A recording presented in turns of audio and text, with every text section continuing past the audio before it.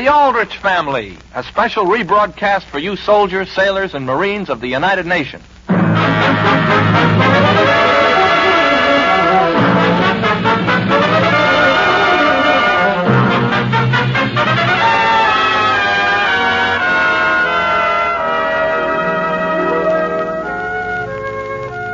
A typical teenage boy has always scampered across the American scene. First came Tom Sawyer and Huckleberry Finn, and then Penrod, and nowadays there's Henry Aldrich. And Henry adds his own individual flavor to every mishap he bumps into. The scene opens in the Aldrich front hall. The time is evening. Mary! Mary, are you in the living room? Yes, Henry, come on in. Could you come out in the hall, please? I want to speak to you about something important. Henry, don't you realize Muriel Watson is in the living room and she wants to say hello to you? Listen, Mary, I'm in no condition to bother with Muriel Watson. Boy, of all I want you to put in a phone call for me. To whom? Just Kathleen. And say I'm very sorry I won't be able to see her tonight. Henry, I thought you said you were taking her to the movies tonight. I was going to, but her folks won't let her go. And, gee, it's the picture I want to see. What's that, Henry? What were you saying? Oh, nothing, Mother. Nothing of any importance. Well, Henry, I have a guest in the living room, and you'll have to put in your own phone call. But, Mary!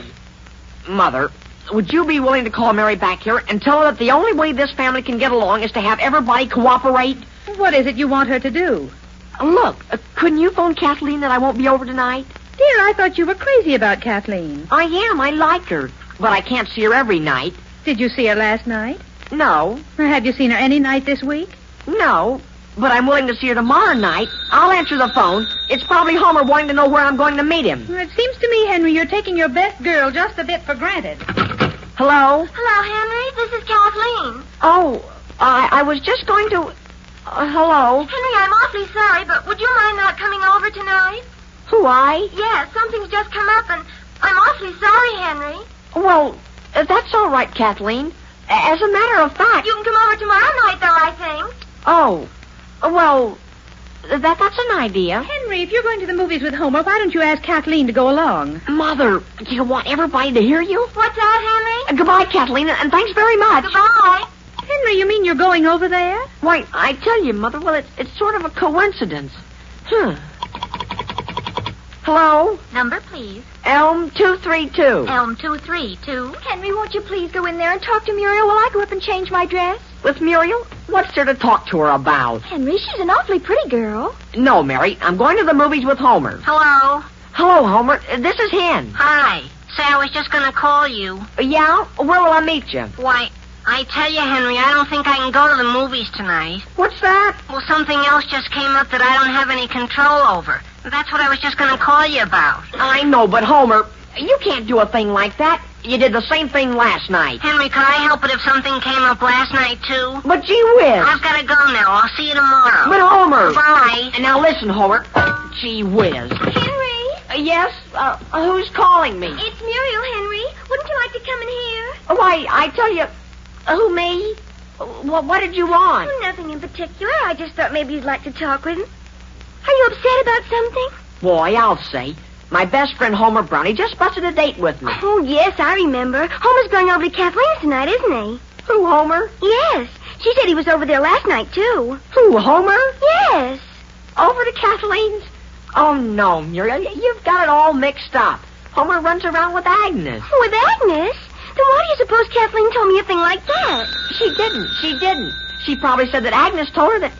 excuse me while I answer the phone. Well, I don't know how I could have made a mistake like that, though. Well, frankly, Muriel, I think you ought to be a little more careful. Henry Aldrich, are you being rude to Muriel? Who, I, Mary? Gee whiz, when a person goes around saying it's Kathleen when it's Agnes, and I know perfectly well... Hello? Hello, this is Agnes. What's that? Kathleen? No, my goodness, Henry, it's Agnes. Oh, hello. Listen, Henry, could I speak with Homer, please? Homer isn't here. He isn't. Was he there last night, Henry? No, something came up. Well, that's what I suspected. That's exactly what I suspected. Goodbye. What's that? Agnes, where is he?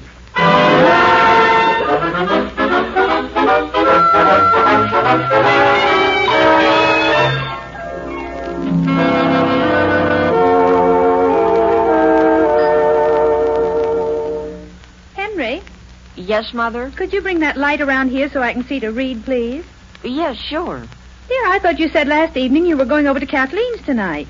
Who, I, Mother?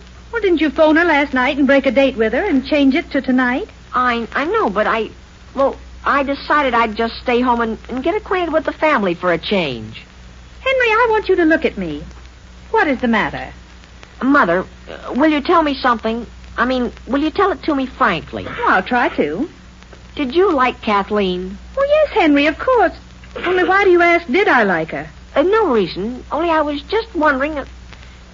Gee, did you ever notice when she used to go down the street how she'd always be smiling? Dear, has something happened to Kathleen? Happened to her? No, not especially. But do you know how I'll always think of her? I mean, for as long as I live, I'll always remember how she loved chocolate marshmallow sundaes. What's that? Gee, the poor kid, she kept me broke half the time. But I didn't mind. Henry, you talk as though Kathleen Anderson were dead. Well, so far as I'm concerned, she is. She's a thing of the past. Mother, let's just drop the subject. Please don't even mention Kathleen anymore. I'm tired of hearing about her. But, Henry, I've hardly mentioned her. If that doorbell should ring right this minute, and I should open and see Homer Brown standing there, I'd haul off and... Oh, boy. Dear, wasn't that the doorbell? Yes, Mother, I'll answer it. Well, Henry, please at least unclench your fist. I'm not going to hit him hard. As a matter of fact, I'm going to get something out of this hall closet. Now, Henry? Mother, I hope you don't think I'm going to let him come to this house and add insult to injury to me, do you? Well. Hello. Oh, gee, it's you. Henry, what are you doing with that baseball bat? Nothing. Is Mary ready? Who is it, Henry? It's Muriel, Mrs. Aldrich. Henry, is it all right for me to go into the living room? Oh, yes, sure. Oh, hello there, dear. My goodness, but doesn't your hair look nice? Do you like it this way, Mrs. Aldrich? Do you like it, Henry? What's that? If you'll excuse me, Muriel, I'll go upstairs and tell Mary you're here. All right, Mrs. Aldrich. Boy. Henry, I'm awfully glad you're home. Boy. What's the matter, Henry? Muriel, would you be willing to drop into Kathleen's on your way home and deliver a note for me? Oh, to Kathleen? Well, that is if I can find the darn thing. Is it very personal, Henry? No. Gee whiz. Do you mind if I dump out my pockets here on the sofa beside you? Oh, no, of course not. Oh, why don't you sit down here next to me? What do you suppose what do you suppose I could have done with that note? I remember distinctly writing it in Latin class today.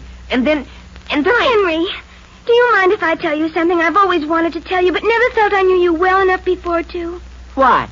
Well, I think you've just been throwing yourself away on Kathleen. Really? You know, maybe it was a good thing I lost that note. Of course.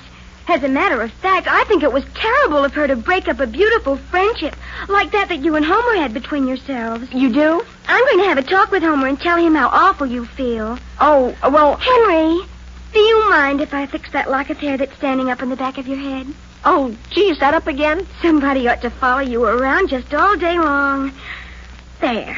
Is it down now? If I weren't so busy, I'd be glad to follow you around. Gee whiz, can you imagine that? I never even noticed it before. Never noticed what? Your eyes are practically the same color as mine. They are? Henry, you have no idea how much respect I have for you. For me? Why? You're the only boy I've ever met that's never tried to kiss me. What's that? That's right, Henry. Well, gee, I'm glad you feel that way. Because, well, I don't think a fella... the minute he sits down on the sofa... Well, you know... Well, gee, he ought to... you know what I mean? Yes, Henry. Well... Henry, are you in the living room? Gee whiz. Yes, Mary. My goodness, do you know anything about that phone call that just came? What phone call? Mother's on the phone right this minute. Don't you have a teacher by the name of Miss Elliott? Yes, sure, in Latin. She's a darn good-looking teacher. Oh, my goodness, wait till I tell Mother. Mother, let me tell you what Henry just said. What's that, Mary? Listen, I'm getting along all right in Latin.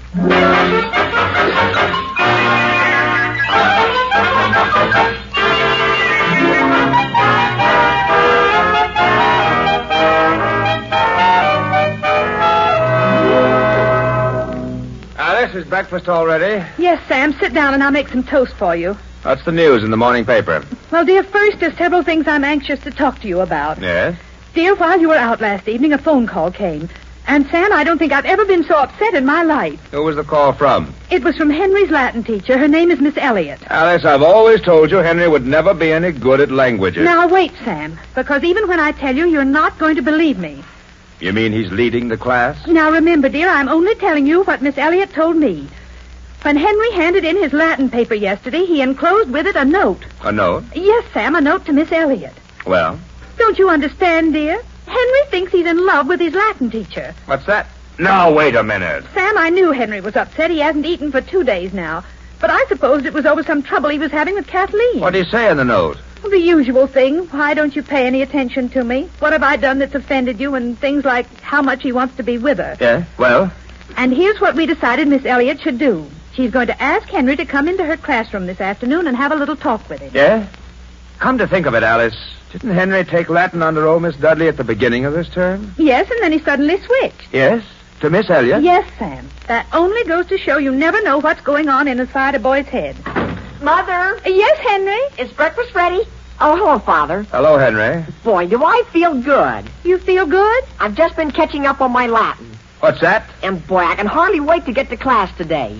Henry, tell me, how are you and Kathleen getting along these days? Kathleen, Father? Gee, I'm not interested in Kathleen. No? I'll answer the phone. Will you have some bacon, Alice? No, thank you, Sam. I can't eat a thing. Save some bacon for me, Father. I'm very hungry. Hello? Hello, is this Henry? Yes. Well, this is Muriel. I was just talking to someone on the phone about you. About me? Who are you talking to? Homer Brown. And Henry, he's very sorry he broke up your friendship with Kathleen and wants very much to be friends with you. Well, boy, am I glad to hear that.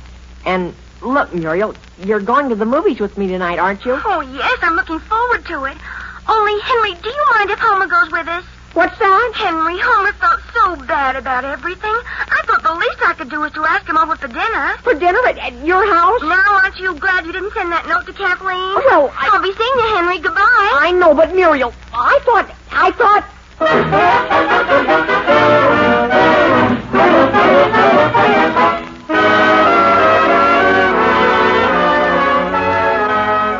We'll be back with the Aldrich family in just a moment. Right now it's intermission and time for our intermission guest, the one and only Tommy Dorsey. Okay, Tommy?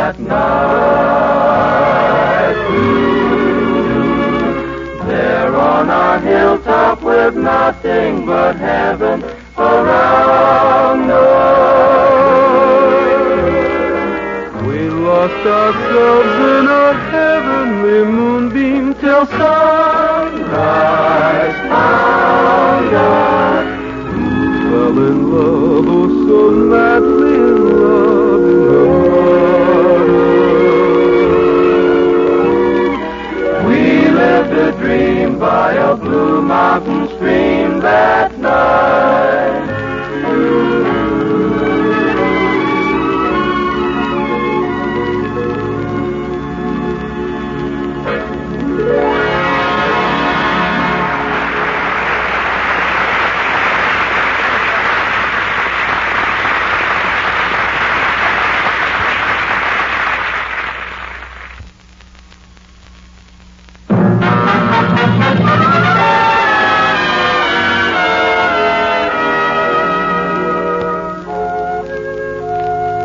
Now, getting back to the troubles of Henry Aldrich.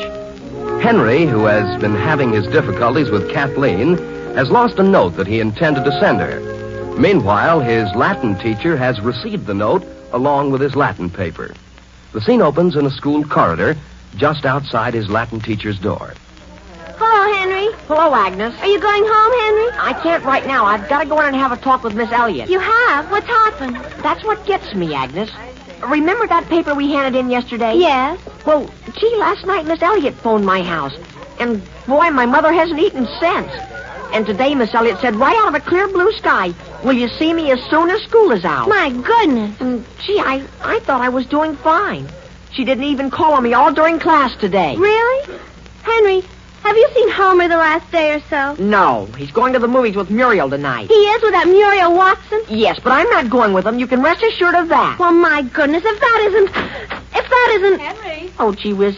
Yes, Miss Elliott? you hadn't forgotten that I wanted to see you, had you? No, ma'am. I'll be right there. Goodbye, Henry. I'll wait and walk home part way with you if you want me to. Okay. I want to ask your advice about something. Now then, Henry, Yes, Miss Elliott? Would you mind leaving the door open, please? Oh, you want it open? I think it might be best. Yes, Miss Elliott. Henry, frankly, I don't know how to begin this little conversation. Yes, Miss Elliott? I've been criticized in the past for conducting my classes a bit informally, but I always felt there should be a bond, in a way, between the students and the teacher. Well, gee, I'm glad to hear you say that, Miss Elliott. Because that's why I'd rather take Latin from you than from Miss Dudley. But that's just the point. I didn't realize, Henry, that things were going quite so far. You mean about being informal? I refer especially to that paper you handed me yesterday. Oh, that, Miss Elliott. Didn't you like it? Well, Henry, after all... Gee, I'm certainly sorry about that. When I started to write it the other night, I couldn't get going. You know what I mean? So I went to bed. And then I started to think about how you'd feel if I didn't finish it. So I got up and got the darn thing off my mind. Oh? And you know, the minute I finished it, I felt swell. And I went back to bed and went right to sleep. But, Henry, don't you realize it was all wrong? All wrong? The whole thing? Well, maybe it was because I was tired. All I can say is I was never quite so mortified in all my life. Well, I want you to know, Miss Elliott, I can do better. Henry, do you realize how old you are? Yes, Miss Elliott. Why, you're still just a very young man. Yes, Miss Elliott. Then under the circumstances, don't you think it would be best if we face the facts and just drop this whole thing? You mean for good? Yes. I haven't even got a chance if I go on with it? No, Henry. Boy. And, gee, I thought I was just beginning to get somewhere. Henry, you weren't. Not at all? No, not at all. So don't you think we'd better end the whole thing? Yes, Miss Elliott. There. Now, don't you feel better already? Well, frankly, it has been sort of preying on my mind. Of course it has. And let's not ever even mention it again. Okay. As a matter of fact, my father's been against it from the start. Naturally he has. Goodbye. Goodbye. Do you want me to close the door as I go out? Yes, please. I'd like to be alone for a while. Henry, Hi, Agnes. what did Miss Elliott want? Why, well, she said I was too young for Latin. You are? Yes. Or else she's too old to teach it to me. I couldn't figure out which.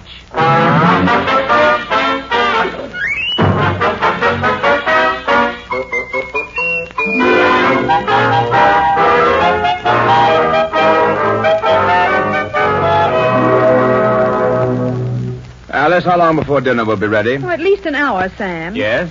Sam, I think you ought to have a heart-to-heart talk with Henry. A talk with Henry about Miss Elliott? Yes, dear. Now, Alice, if I were you, I'd forget the whole business. But, Sam, I can't forget it. I've been worrying about it all day. And I say let's not get mixed up in it. Every boy has to go through what he's going through. Did you? Of course. Only I didn't wait for my Latin teacher. I fell in love with my first grade teacher. Her name was Miss Sutherland. She had light brown hair. I used to follow her home every afternoon. Sam, that was an entirely different situation. In what way? In the first place, dear, a phone call came this afternoon. From whom? That Muriel Watson. And, Sam, I didn't know she and Henry had some kind of falling out. A falling out? I didn't even know he was interested in her. Well, that's what surprised me. And, Sam, the girl was all broken up. She kept saying that she hoped Henry would understand. Understand what? I don't know, dear. But I no sooner got through talking with her and the doorbell rang, and who do you suppose that was? Who? Kathleen Anderson. She stood there in the front hall and was practically in tears. Over Henry? Over Henry. Well, that's a fine thing. Our only son falls in love with his Latin teacher and with two of her students at the same time, mind you. What'd you say, Father? What is it that Henry's done? Not a thing, Mary, not a thing. You mean it's that awful? Now, dear, please don't let your imagination go to work. Go see who's at the front door. All right. Only would you like to have me tell you something more? No, thank you. We would not. Hello. Oh, hello, Aunt Harriet. I was just passing by, and I thought I'd drop in. Where are your mother and father? They're in the living room talking about Henry. Yes? Well, I just saw him downtown. You did? With Agnes Lawson into Haven's drugstore. Alice, Oh, come on in, Harriet. how's everything? Why, fine. Fine. At least as well as can be expected. Oh, has something gone wrong? No, Harriet, not at all. Now, Sam, what on earth has happened? Harriet, it isn't anything. We were just talking about a young woman here in town that Henry... Oh, that. Are you upset over that? What? You mean you know about it? My goodness, everybody in town knows about it. What's that, Harriet? Yes, I just saw them downtown together. In fact, I loaned Henry some money. They're downtown together. They're sitting in Haven's drugstore holding hands. Henry is sitting in the Haven's drugstore holding hands. Holding hands with... Yes, Sam. You don't think I'd make it up, do you? Alice, maybe you're right. I will have a talk with him.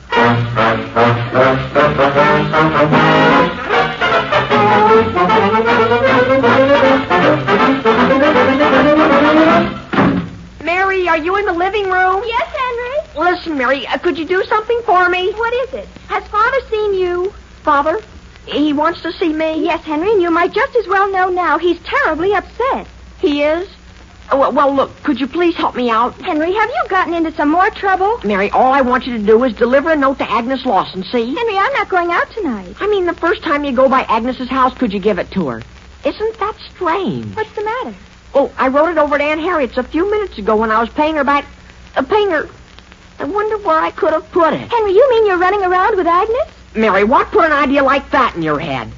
Just because you happen to be walking down the street with a girl, and you go into Haven's drugstore and you think, well, gee, I might as well buy the poor kid a Sunday, is no reason for her to jump to a conclusion, think, gee whiz, where can I put that note? What's that? I remember distinctly. I put it Aunt Harriet. I paid Aunt Harriet the money. Paid Aunt Harriet for the money, and when I went into her kitchen and sat down at the table and started to write. Henry, are you home? Yes, Father. Stay where you are. I'll be right down. Oh boy, what do you suppose? Gee, has this been a day? Henry, I certainly feel sorry for you. Don't tell anybody, Mary, but I just got kicked out of Latin today. Honestly? And Muriel. Do you know what Muriel did to me? What? And do you know what Kathleen did? Henry. Yes, Father. Mary, would you mind leaving the room for a few minutes? No, Father. If you'd rather I wouldn't stay here, why, naturally. Henry. Yes, Father. Son, I don't know how to begin. Yes, Father. Naturally, every young man, that is, at least almost every young man, at least every young man that's... Yes, Father. What I mean to say is that it isn't always our fault. Naturally, sometimes it's... What's that? But in your case, Henry, in your case, I'm afraid I can't see your point of view. My point of view, Father? Yes, that's one way of putting it. Yes, I think I know what you mean. In fact, well, I've been a little worried about myself. Yes? Henry, Homer Brown is at the front door. Homer Brown is? Oh, Father, could I please just speak to Homer for 1 second? Yes, go on. And then I'll be right back. Don't bother. Henry, did you hear me? Homer's here. I heard you, Mary. Where's my baseball bat? Listen, Henry, what's the big idea? What do you mean, what's the big idea? And will you please close our front door? I'll close it when I go out. I know all about your trying to cut me out with Agnes. And Henry, she's my girl. Homer, what do you talk to me like that for? I never even thought of Agnes. And how about you and Kathleen? What do you mean by a thing like that? Last night and the night before. And gee whiz. Listen, Henry, don't you realize why I was taking out Kathleen? No, I don't. It was to make Agnes jealous. What's that? Sure. Gee whiz, she was beginning to take me for granted. She was? Sure, and then you had to buy her a Sunday and spoil the whole thing. I know, Homer, but... You mean Kathleen wasn't... Boy, are you dumb. Now, wait a minute, Homer. What about Muriel? Oh, that was just a coincidence. Hello, Henry. What? Who's that? It's Kathleen. I'm out here on the front porch. May I come in? Sure. Gee whiz, hello. I just happened to be passing by, and I saw your front door was open, and I was just wondering, Henry, if you wouldn't like to come over tonight. To me? Well, sure. Yes. Oh, my goodness, what's going on here? Oh, hello, Aunt Harriet. Well, what's the front door open for? Henry, where's your mother? Why, I guess she's out in the kitchen, Aunt Harriet. I've got to see her right away. Alice? Henry, what have you got the baseball bat for? Why, are you putting it away for the winter? Alice, are you in the kitchen? Yes, Harriet, I'm out here with Sam. Oh. So that's that, Alice. And Sam, you had a good talk with him? Yes, Alice, I've got him all straightened out. Alice, what do you think happened? You won't believe it. What is it? I'm going to lose my Iceman. What? Yes, Alice. And I don't know whether it's a good thing or not. How do you know you're going to lose him? I just found this note in my icebox. And Alice, I didn't dream he felt that way. May I see it? Here it is. I think it would be better if we did not go on any longer this way. Harriet, what does he mean this way? Delivering ice to me, I suppose. Go on, read the rest. Now that I have cooled off, I realize that neither one of us could have been really happy. Harriet, just how far had this gone? Well, not so very far, Alice. I've given him a piece of pie now and then. But I never dreamed he was going to take it seriously.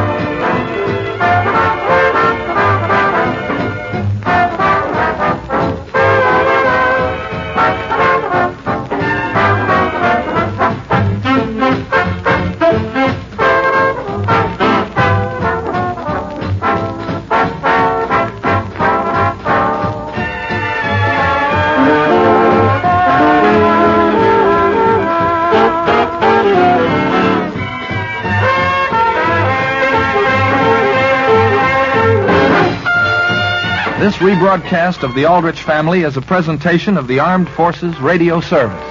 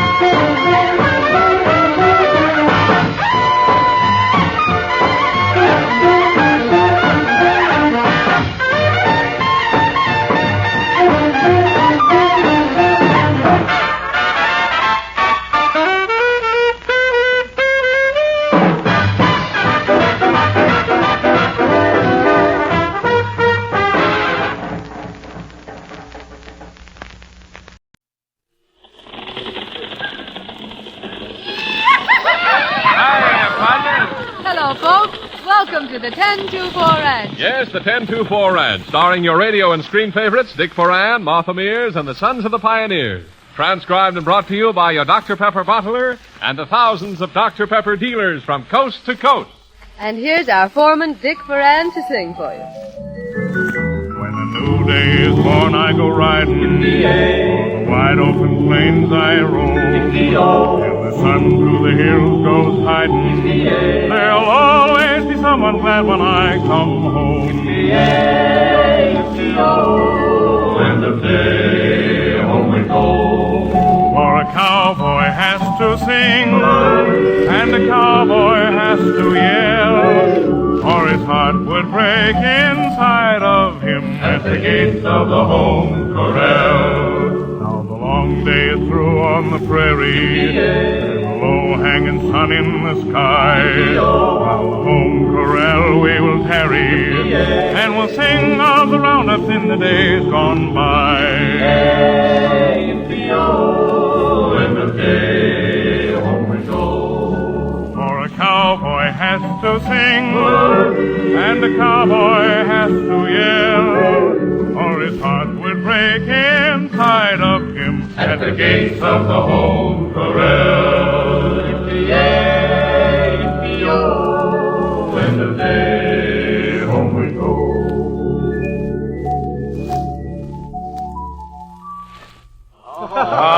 Thanks, boys, thanks. And now here's Art Gilmore with a little lecture on the subject of enchantment. Okay, Art. Thanks, Dick.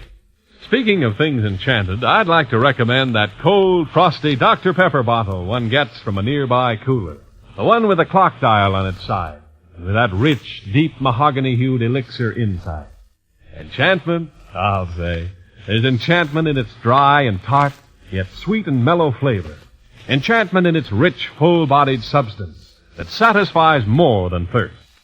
They say distance lends enchantment. But I say if you want to collect alone, just put that Dr. Pepper bottle close against your lips. Take a long, deep drink. Brothers and sisters, I'm telling you it's a thrill to remember, and one to repeat whenever you're thirsty, hungry, and tired.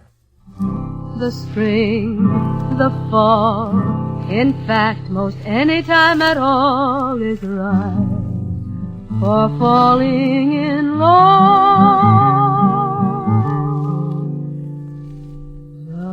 Just give me music in the evening, romance in the night, flickering shadows in the embers, glowing with love's delight. Twilight will soon fade away, and with it will go the cares of the day. So give me music in the evening, romance in the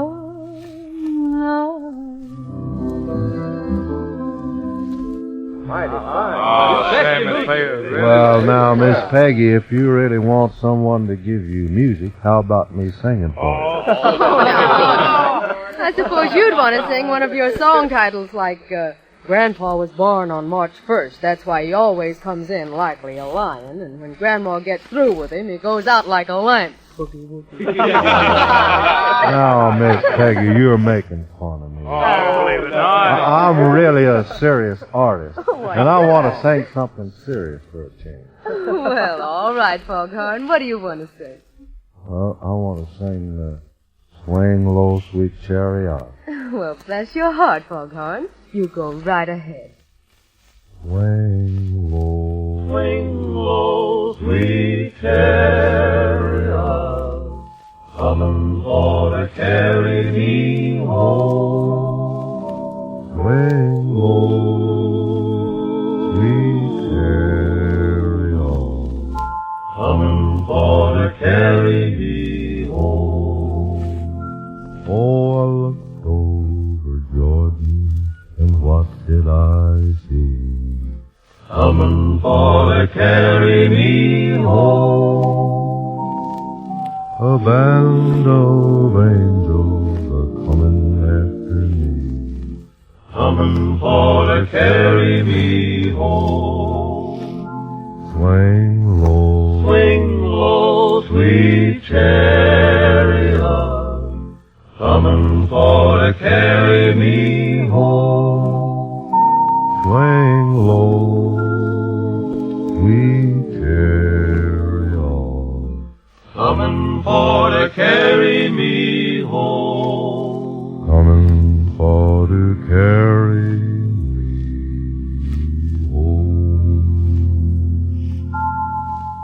All right. And now Tim Spencer has written something special in the way of a number, and I think he has something very special in the way of a dedication for it. Is that right, Tim? Yes, Miss Peggy. I've written out what I want to say, but gosh, I wish you'd read it for me, will you? Oh, why, you know I will, Tim. Let me see what you've written. Oh, yes, Tim. Most of the music I write here on the 1024 Ranch reflects the West as I see it. But when this particular number came to mind, I was thinking of two people I remember as a youngster back in Missouri. And even then, they were known as the happiest couple in town. Last week, my mother sent me a little newspaper story, which says they will celebrate their 50th wedding anniversary today. Now, maybe they don't remember Tim Spencer very well. I was just a tow-headed kid then, about like my own youngster now. But I remember them. I remember them as two of the grandest people I have ever known. Right now, they're listening to this program over station WKY in Oklahoma City. And so I dedicate this song to them and to their first 50 years together, the Golden Wedding Waltz. While we dance our golden wedding waltz, little lady turning gray, let me thank you for a sweet romance. Heaven bless our golden wedding day. Darling, remember a long time ago on our first anniversary day, we went romancing and dancing till dawn. Love was so young and gay. Now in the sunset of life's golden dream, while light and shadow draw near, in my arms let me hold you and waltz once again, for I've something to tell you, my dear. While we dance our golden wedding waltz, little lady turning gray, let me thank you for a sweet romance that's grown sweeter day by day. Let me hold you close while lights are low. Let me kiss your tears away, while we dance our golden wedding waltz. Heaven bless our golden wedding day. Oh, swell, Tim, swell. It's really fun. And now, here again is Art Gilmore. The name Dr. Pepper is not intended to imply medicinal claims. No, the name is just a happenstance. Somebody dubbed it Dr. Pepper way back in 1885 in Waco, Texas, where it was originated. And it stuck. Dr. Pepper is just a fine, wholesome, soft drink, not claimed as a cure for anything except temporary relief from hunger, thirst, and fatigue. Dr. Pepper truly is a delicious liquid bite to eat. It does give you a flash-like energy lift, And it does give you a needed drink of crystal pure, sparkling water. Now, that water is important to your health, especially in winter when we all are prone to forget to drink enough. A wonderful combination of advantages? Yes, indeed. Health, pleasure, and motive power, all for one little nickel. Drink a bite to eat at 10, 2, and 4 o'clock every day. It surely does help.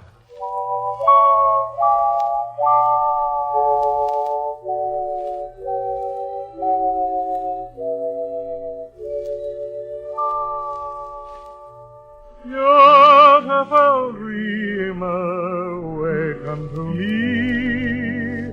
Starlight and dewdrops are waiting for thee. Sounds of the rude world heard in the day, lulled by the moonlight, have all passed away. Beautiful dreamer, queen of my song, placed while I woo thee with soft melody. Gone are the cares of life's busy throng. Beautiful dreamer, awaken to me.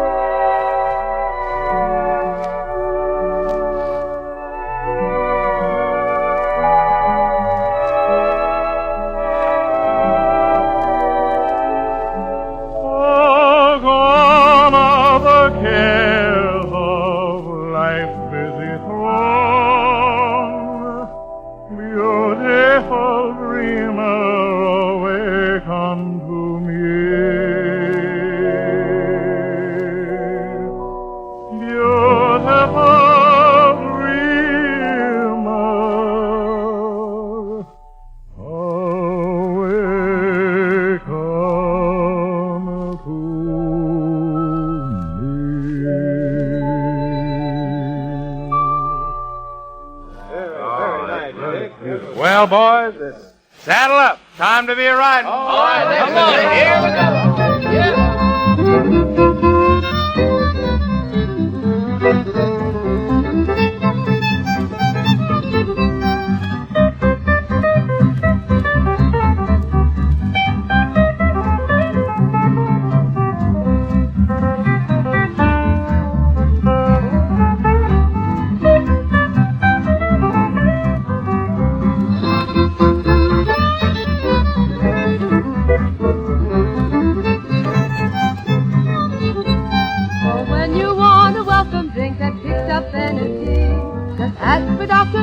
And you'll sing along with me.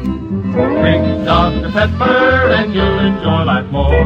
Remember Dr. Pepper, time at 10, 2, and 4. Well, that's all for now, folks, but we'll be seeing you. Dick Foran appears on the 1024 Ranch through the courtesy of Universal Pictures. The Sons of the Pioneers by arrangement with Republic Studios. Martha Mears is Miss Peggy, and this is Art Gilmore wishing you good luck and good going with Dr. Pepper at 10, 2, and 4. And remember to buy all you can of Uncle Sam's war bonds and stamps. Bye.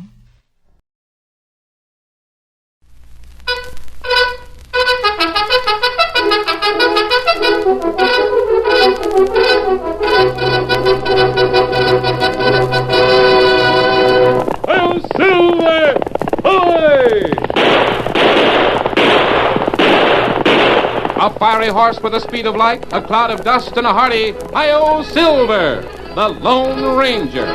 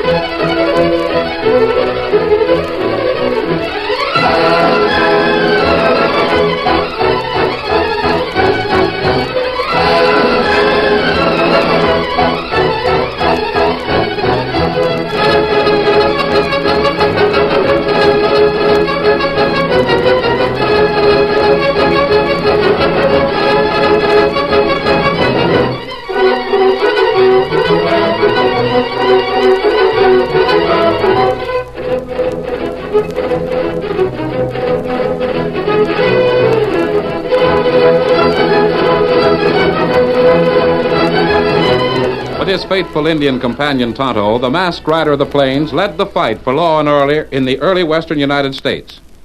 The stories of his strength and courage, his daring and resourcefulness, have come down to us through the generations, and nowhere in the pages of history can one find a greater champion of justice. Return with us now to those thrilling days of yesteryear. From out of the past come the thundering hoofbeats of the great horse Silver. The Lone Ranger rides again. Come on, Silver! Hurry, big fellow! I'll Silver! Away!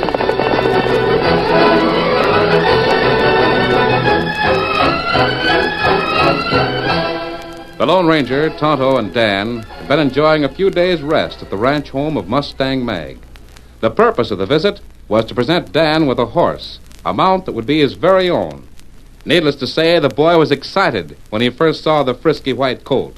And he was more than proud when he learned that his horse was the son of Silver, the Lone Ranger's great white stallion. Dan had made several attempts to ride the unbroken colt, but so far he was unsuccessful.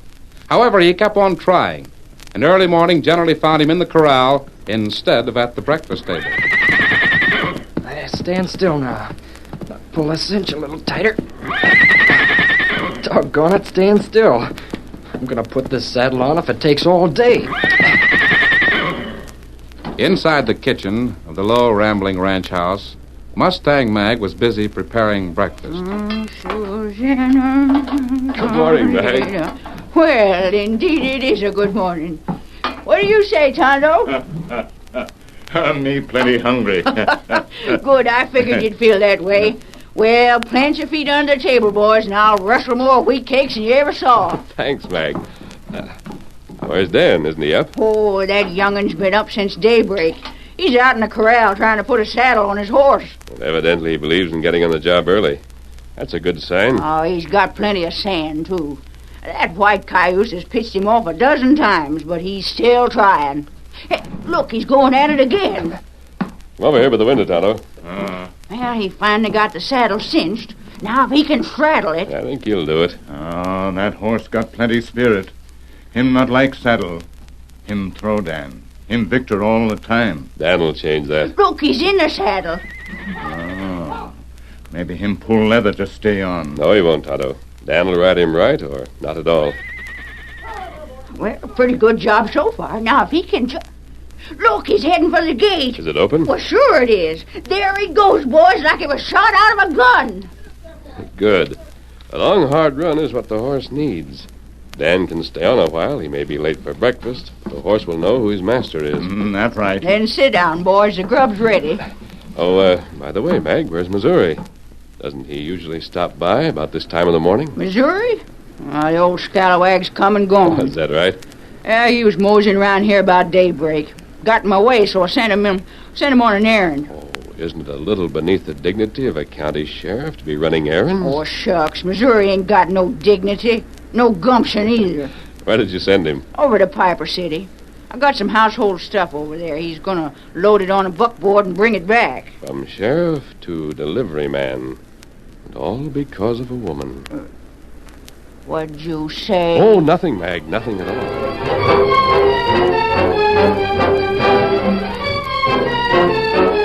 In the nearby town of Piper City, Matt Norton entered the drover's bank.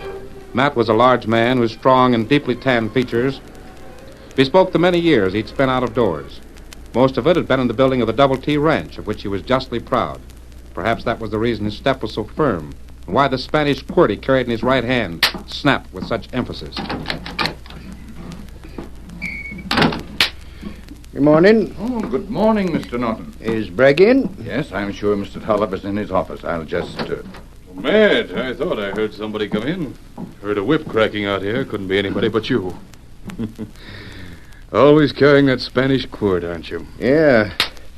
Packing this quirt is more of a habit than anything else. What can I do for you, Matt? Plenty. The last time I was in here, it was to ask a favor. A $10,000 mortgage on the Double T. Remember? You've got the money, Matt. Sure. And I've kept up the interest, too. The only thing that riled me about that deal was that I had to take it sitting down. You stood up and dictated the terms. When a man's borrowing money, he has to take it any way it's given. Maybe so. But that's never been my way of doing business. I figure everybody's equal. You know, this is the first time I've known you felt this way, Matt. I'll remember it. I've got something else to get off my chest. If it's an extension on the mortgage, Matt, I'm afraid No, it's not that. It's something else. Matt, if we're going to talk business, let's go into my office, What I want to tell you is this.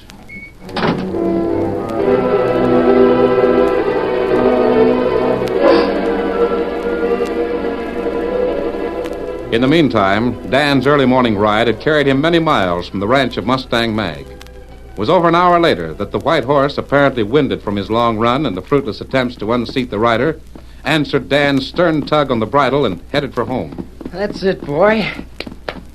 Yeah, we'll go back home now and have some breakfast. Guess you know who's boss now. I said I'd ride you, and I did. I didn't have to pull leather to do it, either. Good thing you've got all that bucking out of your system. I'm here on your back, and this is where I'm gonna stay. Hey, what's the matter? Get up there. Get up, boy. Hey, now, wait a minute, boy. What's wrong? Oh, he's scared. That's what's wrong with him. He sees something over there. He's scared of him. Hey, wait a minute. You can't. Doggone it, you threw me again. All because you're scared of nothing. There's nothing over here but sand and cactus. We're out here in the middle of a desert. I'll go over and prove it. What? Oh, excuse me, mister. I didn't see you. I didn't know there was anyone around here. You see, my horse got scared and I... Hey, wait. Something wrong here. Why would a man be sitting out here in the middle of the desert like that? What? He's dead.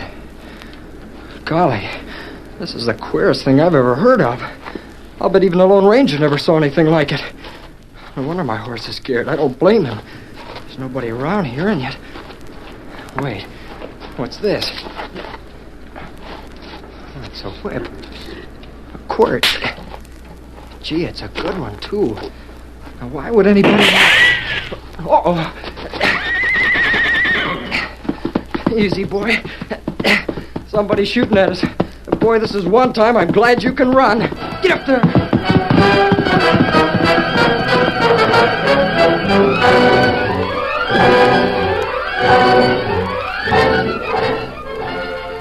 Dan's been gone for over 2 hours.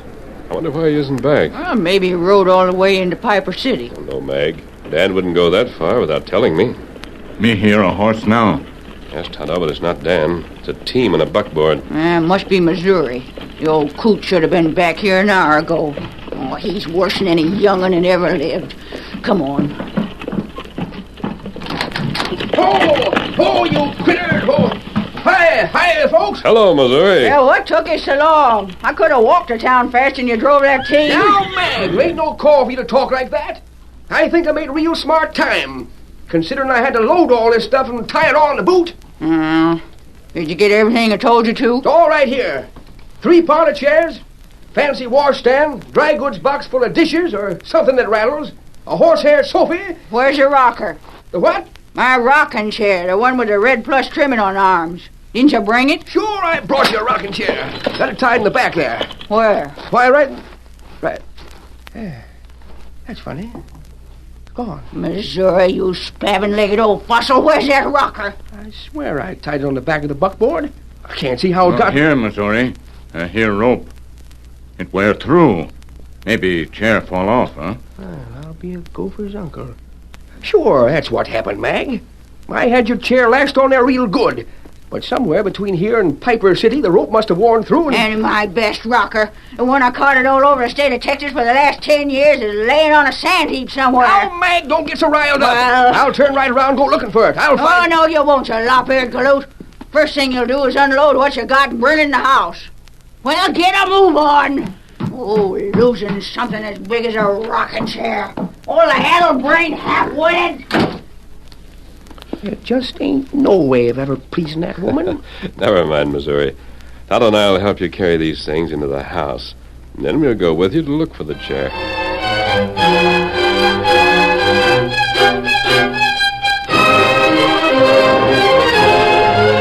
At that very moment, in a little shack at the edge of Piper City, two hard-faced men were congratulating themselves upon a job well done. You know, Red, I'd say we handled that thing pretty slick. Well, sure, Pete. But we didn't bring back what the boss wanted. He's liable to beef about that. Let him beef. Is it our fault the old gent didn't have it on him? No, but he won't. Wait till I tell the boss about finding that chair and how we used it. He couldn't have done any better himself. Yeah, maybe so, but seemed kind of crazy to me. Trouble with you, Red, is you haven't got any imagination. Don't you see how slick that chair worked in with what the boss told us about? You're forgetting the kid that came along and found it. What about him? That one rifle shot scared him to death. I bet he's still running. I don't care what happens, just as long as I get paid. Oh, we'll get paid all right. All we have to do is lay low till after dark, then go see the boss.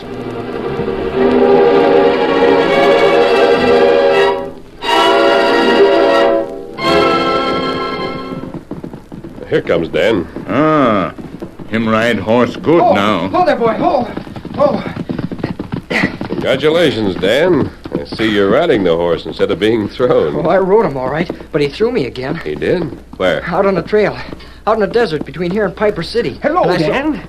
How are you, son? Oh, I'm fine, Missouri.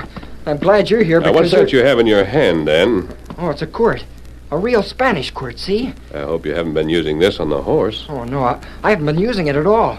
I just found it out there in the desert. Well, Missouri, you're going to stand here and gab all day? You're going out and look for my rocking chair. Dad, rat it, Mag, I'm going. Just what? Did you say something about a rocking chair? Oh, Missouri lost one that belongs to me. At least he says he lost it somewhere between here and town. Well, is it a rocking chair with some kind of red cloth on the arms? That's it. Well, I know where it is. Where? It's in a little cleared spot by the side of the trail, about 5 miles from here. There. Didn't I tell you, Mag? It just fell off the buckboard and landed safe. And that's why I hurried back here as quick as I could. Now, what do you mean, Dan? Did you know it belonged to Mustang Mag? Well, no, but I want to tell you what I'd seen. That rocking chair's out there in the middle of the desert. There's a man sitting in it. A man? And he's dead. There's a bullet hole right between his eyes.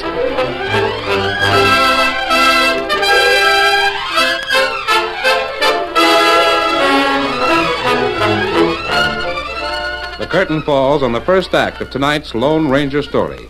Before the next exciting scenes, please permit us to pause for just a few moments.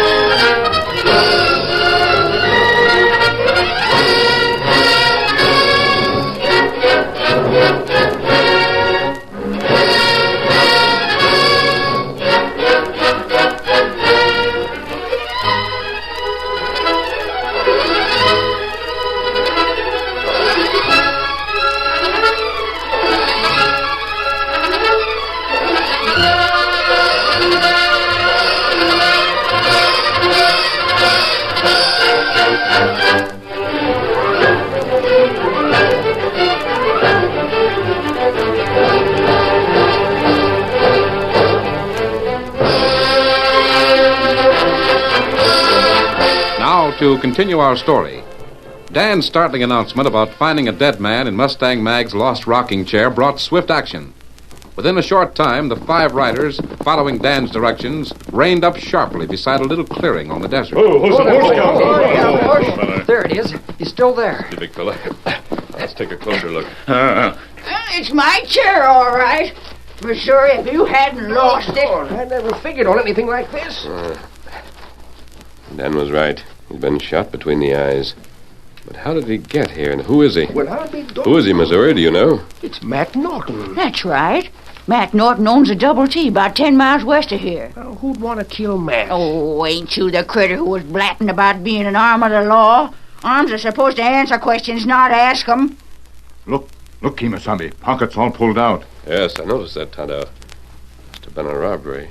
Why would anyone take the trouble to prop the body up in this chair? Oh, poor old Matt. Oh, stop groaning, Missouri, and do something. What'll I do? We'll find out who killed him. Dan, you said someone fired at you From which direction did the shot come? Right over there on that rise. Well, that's Razorback Hill. And that Spanish quirt, where did you pick that up? On the ground.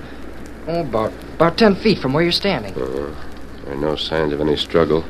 He must have thrown the whip over there. Don't make any sense to me. Nothing makes sense to you, Missouri. The first thing to do is take the body into town and turn it over to the undertaker. Dan, you help Missouri. Sure. Tonto and I'll go over to Razorback Hill and try to pick up a trail. Here, Silver. Come, Scout. I just remembered something. Steady, boy.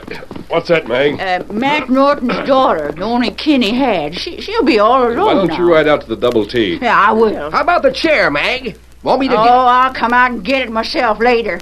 No telling what'd happen if I depended on you. You'll see you at the ranch house about sundown. Come on, Tonto. Come on, Silver. Get him up, Scout.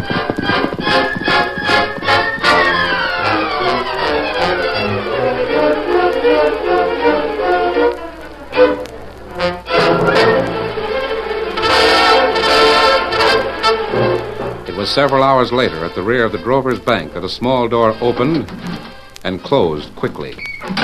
Pete, what are you doing here? I told you never to use that door in the daytime. Oh, nobody saw me come in. Town's busy talking about the murder. So I've heard. I suppose you and Red want your money. That was the deal, boss. You put it on the line, and Red and me'll be drifting. Very well.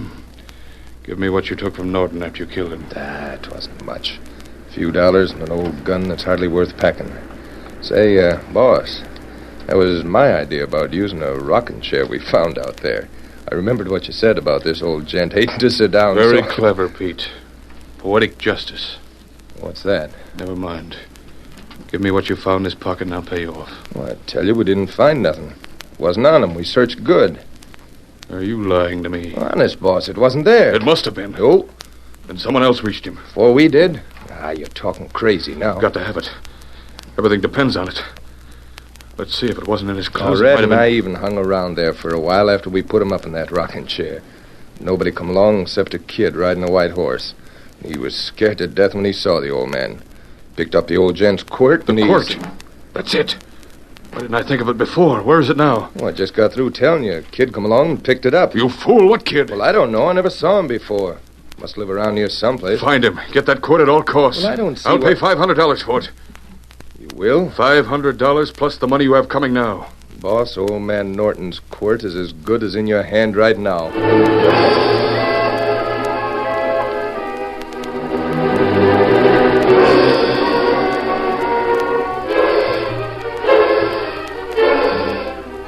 Getting dark, Dan. We'd better be getting on out to the ranch. Nothing more we can do here in town anyway. I'll go down to the livery stable and get the horses saddled. Sure. I'll be along just as soon as I clear up a couple of things here at the office. I'll wait for you at the stable.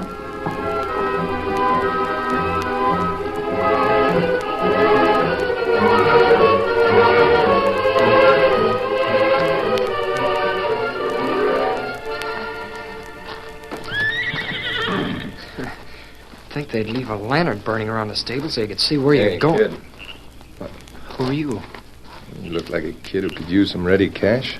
Do I? Yeah, saw you walking down the street. That quirt you're carrying. How much do you want for it? I don't want to sell it. Give you $5. 5 silver dollars. Nope. Listen, I want that quirt. See, now either you sell it or I'll take it. Don't. Strapped to my wrist. Give it to me. Let go or I'll... Why, you little The only way you'll get this weapon's like this. I'll tell you to Here, what's going on? Dan, is that you? Missouri, he's trying to steal the quirt. Who is it? I'll take... There he goes. Halt! I'll stop him. Oh, he got away. Who was it, Dan? I don't know. He wanted the quirt. First he tried to buy it. Then he was going to steal it. Sneaking varmint. Too dark to trail him now. Oh, that wouldn't do much good anyway. Let's hurry and ride out to Mustang Mag's. The Lone Ranger will want to hear about this.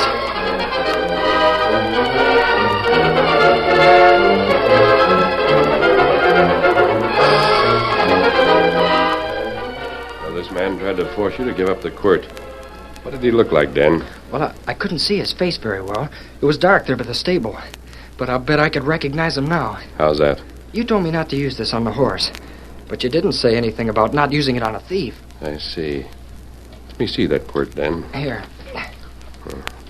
That's an ordinary Spanish quirt, plated rawhide and a wooden handle.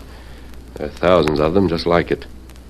This one must have something to do with Matt Norton's murder. Did you and Tonto pick up a trail over on Razorback today? There wasn't enough to follow, Missouri. Just some hoof prints that led back to the main trail to Piper City. I went over to the Double T this afternoon and talked to Cassie, Matt Norton's daughter. Oh, poor lamb. She's all broken up about her pa dying. That's too bad. Worst part of it is she's going to lose the Double T. What's that? Well, her pa had it mortgaged. $10,000. Last week he sold all his stock so we could pay it off.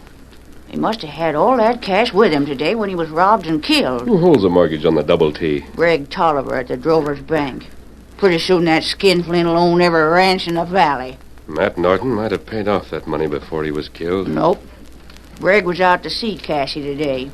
He said her pa came into the bank this morning, but he didn't pay any money. There wasn't any receipt in his pocket when we found him out there. I sure wish I could catch the varmints who did that killing. Maybe you can, Missouri. What? Otto. I want you to ride into town. Find the home of Greg Tolliver, the banker. Tell him Miss Norton is here at Mustang Mag's place, that she wants to see him at once. It's very important. And when you leave, you'd better double back and trail him out here, just in case he brings someone else with him. Understand? How to go? Why do you want that scallywag Tolliver to come out here? I want him to walk into this room and find Matt Norton's Spanish quirt lying on the table. What's the quirt got to do with it? I don't know, Missouri, but I intend to find out. Now, when Tolliver gets here, we'll all wait in the next room.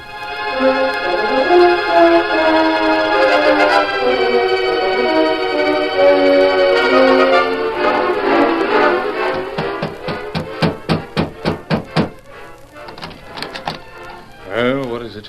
Me bring message from Miss Norton. Norton? What's the message? Well, she at Rancher Mustang Mag. She want you come there plenty quick. It important. Why? What's so important? Me not know. Me just bring message. All right. You come to Rancher Mustang Mag? Yes, I guess I'll come. That good. Pete, Red, did you hear that? Norton. Ain't that the daughter of the old gent that was in the rocking chair today? Yes. Why does she want to see me? Maybe the old man left a will or something like that. No, there wasn't a will, but... And if I don't go, it'll look suspicious. Well, what's the matter, boss?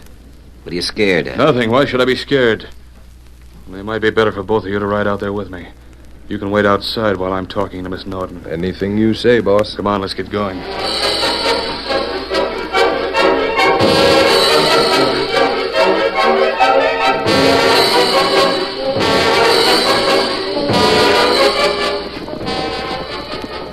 Somebody coming now. More than one horse, too. Good. I'm glad Tonto's trailing them. Put the quirt on the table, Dan. We'll wait in the next room. Sure. You want me to vamoose, too? Oh, of course he does, you old horn toad. What good would you be? Hurry and be quiet. Here he comes.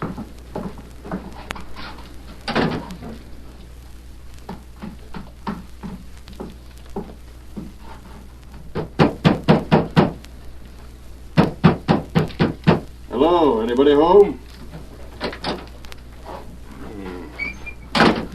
Place seems to be deserted. Wonder what the Norton girl is doing over here. Yeah, she might...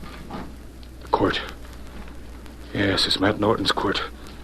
Now I'll see if I... That's what I thought, Tolliver.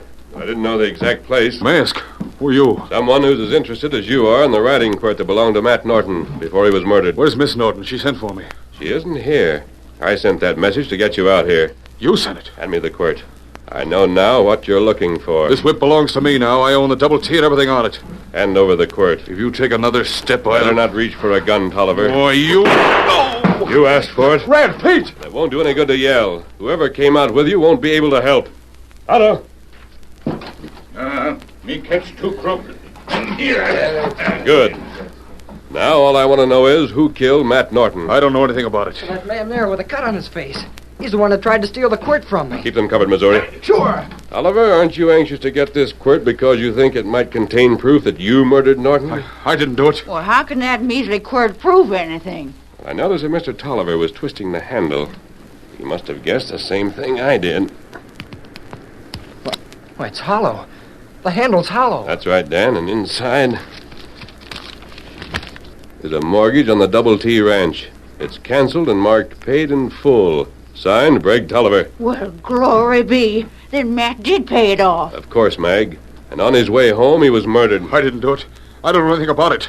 Well, if these other men are willing to take all the blame, it's all right with me. No, we won't. He hired us to do it, and we haven't even got paid for the job. Yeah, That's enough evidence for you, isn't it, Sheriff? It sure is. And I'm herding these Jaspers right down to the lockup. Good. You go with him, Dan and Tonto. Mustang Mag and I'll ride to the Double T and tell Miss Norton she's still the legal owner. Come along, Mag. Land sakes alive, this is the happiest day of my life. All right, move along there. You critter, keep your hands up. Missouri? Oh, Missouri! Oh, what do you want, Mag? Tomorrow morning I want you to pick up that rocking chair and bring it back here. Golly, I thought she'd forgotten about that chair. Oh, not her. That woman's got a memory like an elephant. Hail Silver!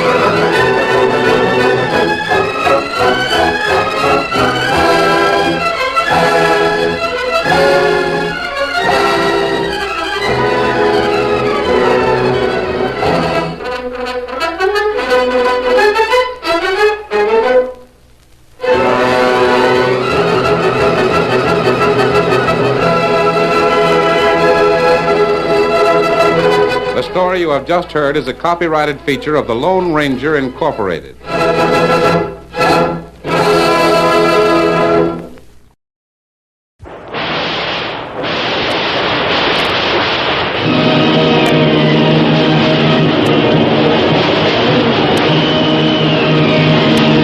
Presenting the adventures of Jungle Jim.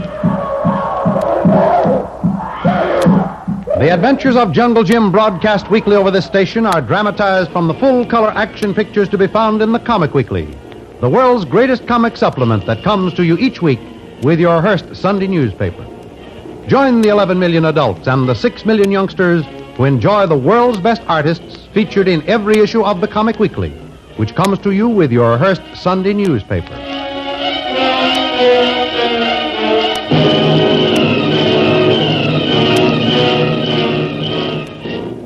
The SS Albatross, en route to the Far East by way of the Panama Canal, was sunk by an Axis submarine in the Caribbean Sea, and the lone survivor, lashed to a floating spar, more dead than alive, proved to be Jungle Jim Bradley.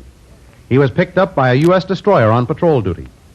The ship's doctor did what he could for the waterlogged Jim, but even he marveled at the swift recovery of the man who had not only survived the disastrous sinking of a passenger ship, but 3 days of bobbing around on the open ocean without food or drink, under the merciless beating of a tropical sun. Safely aboard the destroyer bound for a U.S. port, Jim is almost himself once again. Torpedo, 2 points off port bow. Torpedo, 2 points off the port bow. And port your helm. Port it is, sir. Torpedo attack. Battle stations, stand by for depth charges. What's the course of the torpedo? Crossing to starboard, sir. Ease the helm. Ease it is, sir. What's the course of the torpedo? By the starboard. Barrel to our course, 50 feet of clearance. Well, that one's out of the way. That's about what happened to the Albatross, only it occurred at night. Shouldn't we have picked up the sound of that sub's motor? We would have if it was running, but it wasn't. That's one of their new tricks, to stay in a fairly well-traveled sea lane with their engines cut off and pick off whoever comes along. Well, I think we're the last one that particular sub will ever sight through a periscope. Yes, if you keep a diary, you can write the story in there before tonight. Break out the depth charges. Break out the depth charges. Resume your original course, plus 2 points to port. Course 2 points it is, sir. Well, that should bring us right into a line with the sub, sir. Yeah. Come in. What's up, Captain? Well, who let you out of bed, Jim Bradley? No one. In fact, everybody ran. What's all the excitement? Just a torpedo from a sub. And I'll bet a hat we're dead on a course right now.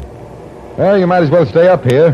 We should have some action in a few minutes. Oh, thank you, Captain. This is one rattlesnake that won't have an opportunity to coil and strike again. Well, I hope it's the same one that got the albatross. Certainly a different feeling to be on a ship that's able to fight back. Well, not only fight back. With one of these, we can go looking for subs, find them, and treat them as a terrier does a rat. Depth charge, 60 feet. Depth charge, 60 feet. Release. Release. When we lay a regular pattern of those all over an area, it's a powerful invitation to the sub to come to the surface or stay down for a long time. I say it's still too good for him. Depth charge, 80 feet. Depth charge, 80 feet. Release. Release. Gosh, it shoots a gush of water almost 100 feet in the air. Yes, sir. These are loaded all the way up. We're after big game. Depth charge, 100 feet. Depth charge, 100 feet. Release. Release. Boy, that one seemed too close for comfort. Oh, look, Jim, it's black. See, it's oily. That was as close to a direct hit as you'll ever see. That one singed its whiskers. Helmsman, take us back over that spot. When you're over it, order pattern D and depth bombs and set all at 60 and 80 feet. Aye, aye, sir. Set all at 80 Well, Jim, and you too, Lieutenant. Come along while I pile another notch in honor of the occasion. Well, I hope, sir, it was the sub that got the albatross. So do I, Jim. But it's one less we have to bother with in any case. Though I hope for your sake it's the right one. By the way, how are you standing up through all this excitement? Well, he seems completely recovered, sir, and as fit as a fiddle. I'm afraid the lieutenant has just about covered everything, sir.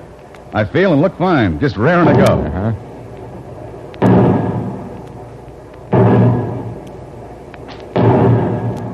Well, there's the swan song for Mr. Sub. You know, sometimes when hard-pressed for a chance to escape, they sometimes release a few barrels of oil or small bits of wreckage. But judging from the quantity of stuff that's coming up now, they're not fooling this time.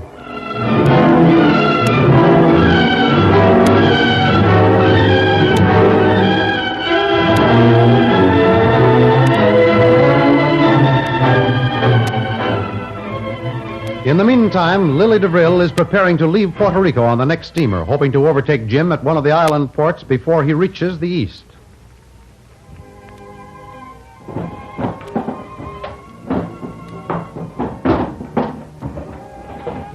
Well, that should do it. Now, let me see. That boat is scheduled for 12 noon. Now it's only 11, and I'm all finished. Or am I now? 1, 2, 3. Yeah. That's all I'm going to take anyway. Hello? Let me have the porter's desk. Will you send someone up for my luggage?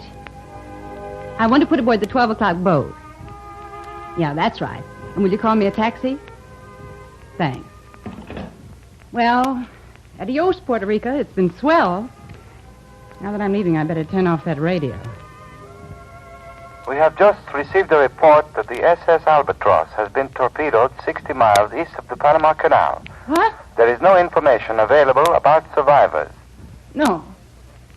No, it can't be. Well, there must be a mistake. Hello? Hello? Hello? Get me the naval station. Get me the naval station and hurry, please.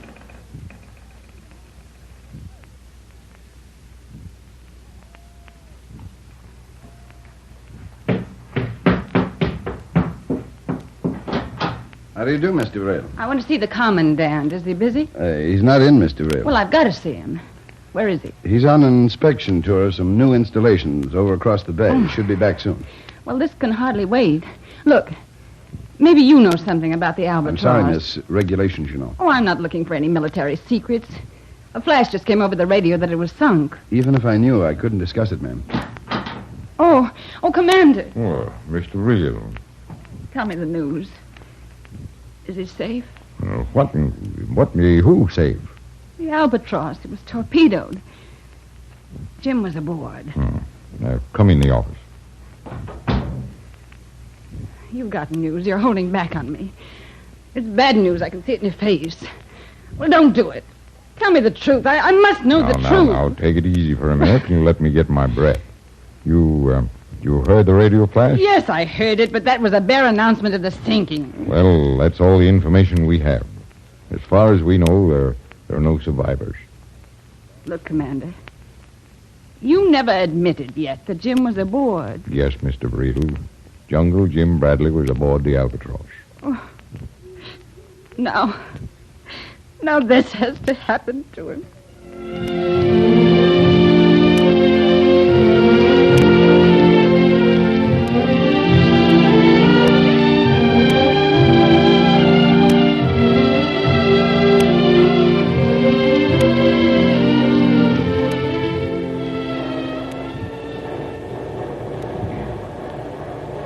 Well, how's the patient today, Doctor? Pretty risky, Captain. Good.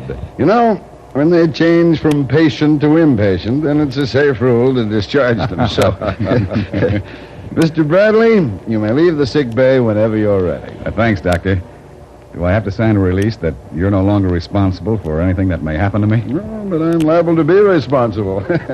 Lad, if we had more physical specimens like you, fellows like me would be in some other profession instead of medicine.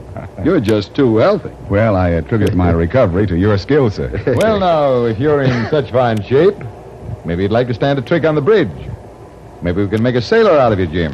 You know, it's not a bad life. Well, I don't suppose it ever lacks for excitement of one kind or another, but I'm primarily a landlubber. Well, what do you say? Come on up to the bridge and see how the other half lives.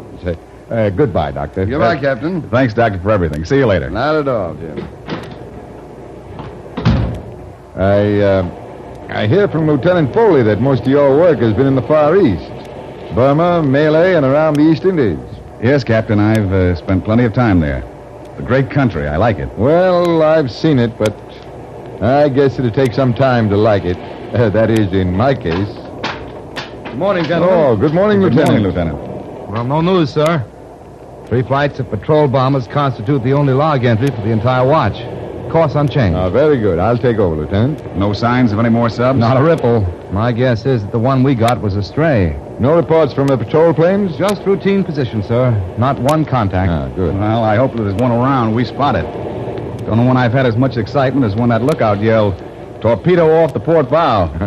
Boy, it was a masterpiece of maneuvering to avoid it, too, Captain. Well, when we know they're on the way, we can usually get out of the way in time. Just like running through a broken field in a football game. Yes, and the Navy's pretty good at that, too. Radio message, sir. For me? Aye, sir.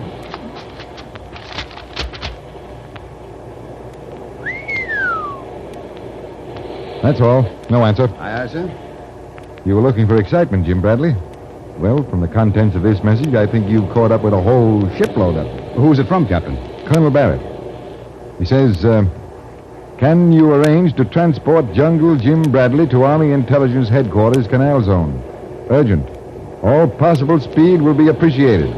Acknowledged. Signed, Colonel Barrett, USA. Well, there it is.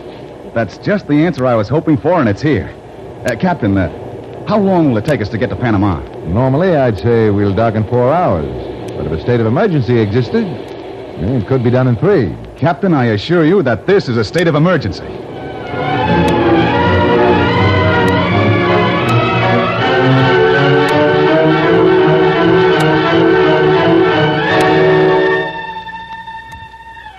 Back in Puerto Rico, there's been no news of any survivors from the Albatross. Kolu, it's happened. They got him. Kolu no, Missy. Well, you take it coolly enough. Do you realize our Jim is dead? Oh, no, Missy Lil. Oh, yes, Kolu. Those dirty rats in one of the subs from Thorson's Island must have gotten away and sunk the Albatross. Kolu. Yes, what, Missy? Are we going to let him get away with it? I want you to join me. We'll go back to the east. It's what Jim would want us to do. We've got to avenge him somehow. Will you come? No, Missy Lil. Kolu now have job. Good job. See. You read telegram. Kolu. Kolu! Oh, why didn't you tell me?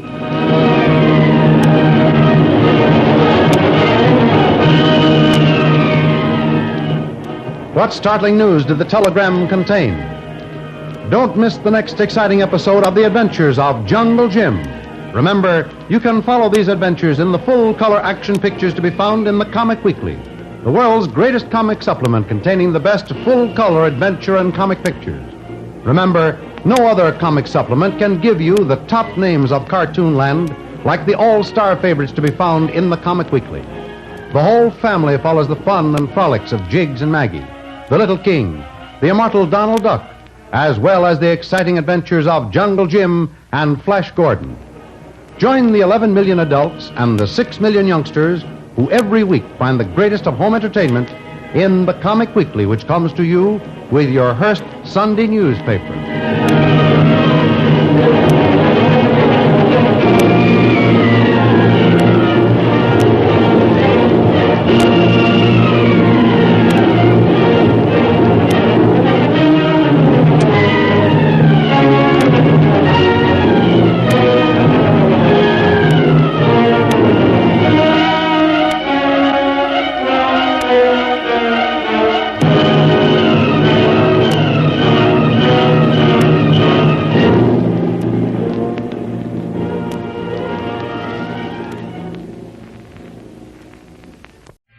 This program comes to you by electrical transcription.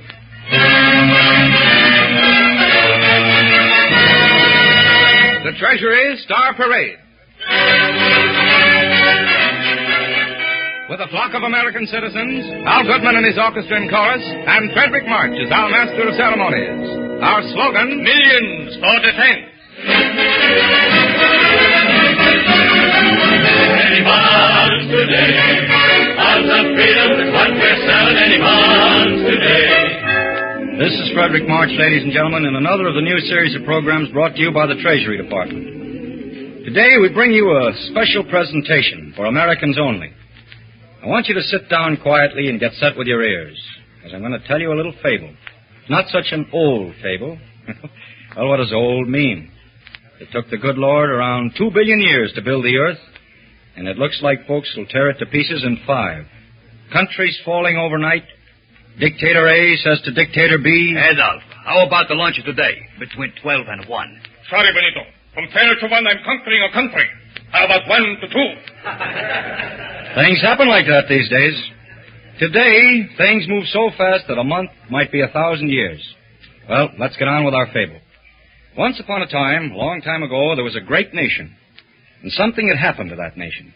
Something almost too big to understand or explain. Perhaps we ought to say that it wasn't a nation which believed in war, it believed in peace. And it had clung to peace in a world which had gone mad with war. If you don't believe me, listen. Because the man in Vermont said... This is their war. Wasn't none of our doing. Let them fight it out, just so long as they leave us alone. The man in California said... Seems to me extremely improbable that we'd be involved in the war, not if we're careful and mind our own business. And the man from Idaho said... I'm against war. The only reason I can see for our getting into it is if we should be attacked. But we won't be. That'd be silly. And the man from Texas said... We've been fighting their wars for them long enough. As far as I'm concerned, it's dog eat dog from now on, and let the devil take the hindmost. Let's us all stay at home. Yep. That's what they said, the men in all the states. Oh, yes, they did. And they said it because way down deep they didn't want war.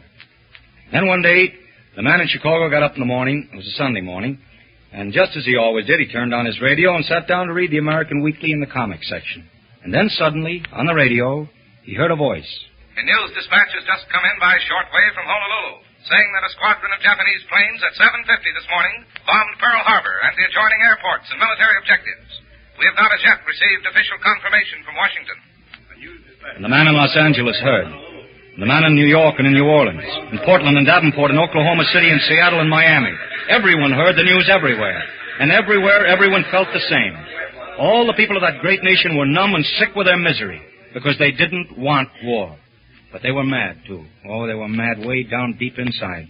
because they had been betrayed by smiling faces and deceptive words and then stabbed in the back. Oh, yeah, they were mad. And they set about getting ready to defend themselves, to make sure that when they were through, they would have made a world in which a nation that did not like war could live in peace forever after. You see, it was the only thing they could do. And while they were doing it, because they were a great nation, they figured that they might as well do a good job of it, one that would last for a long while. And in Illinois and Michigan, the giant wheel started turning. And in California and Seattle and Pennsylvania, the planes started roaring off assembly lines and taking to the air. And the mighty turbines started humming, and great blast furnaces roaring. And everywhere, the great nation put its strength and mind and heart into the gigantic task before it. And from Detroit we heard, "So you need tanks. All right, we'll give you tanks." And from Gary, "You need steel. All right, we'll give you steel." And from Kansas City, "Warplanes, you betcha." From all over, everywhere, came men, millions of men, off of farms and out of cities, from San Francisco to Portland, Maine, and from Sault Ste. Marie to Brownsville, from every hamlet and village and city and roaring metropolis, men, millions of them, marching all of them, into the future, just to make sure that this nation would remain a great nation, and that liberty would not die from the face of the earth. You ever see a great nation preparing, rising in its might to defend itself? Oh, you should have seen this nation. It was something to remember. And all sorts of men went to the Capitol. Big men, important men, earnest men, because there was such a lot of work to do, thousands of them working in the Capitol, to make sure that this great nation would be ready and not found wanting in its critical hour. And one little man went to Washington. And from Washington, he could hear voices everywhere, all kinds of voices. And the voice from Georgia said, "I want to help, but what can I do?" The voice from Iowa said, "I've got to help, but how?" The voice from Arizona said, "This is my fight. Let me in on it." All sorts of people everywhere wanting to know what they could do, because they knew that they were at war. Not just the Army, not just the Navy, but everyone. Everyone in that great nation was at war. And everyone wanted to help, to do his part. And the little man listened. And from everywhere he heard, "We want to help. We've got to help. Tell us what to do." And the little man went over to see the president in the White House to find out. And he saw that the president was busy, that he had more work to do than any one man should have. And he went over to see Congress, and he saw that they had more than they could bear. And then he went to see a man named Nelson, and also a man named Henderson. And he found them so snowed under that they just didn't have the time to tell all the little man what to do. And he was very sad, because he could hear all the voices from Louisiana and Kentucky and Nebraska and Oregon, New Mexico, Mississippi, Florida, Virginia, everywhere, crying, "We want to help. We've got to help.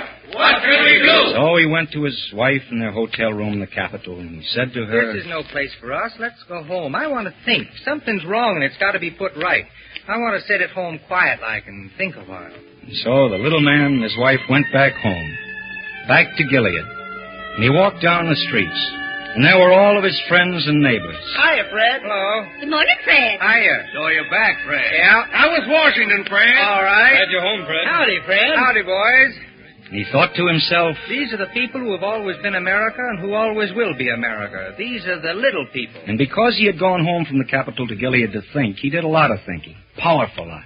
He thought, there are so many little people, and it's such a great nation, maybe they're confused. Maybe all these little people have forgotten that they built this great nation. And he went home and he said to his wife, "It was the little people who built this great nation. They stood with their guns and muskets behind the trees and the barns and the stone fences in New England and watched it being born.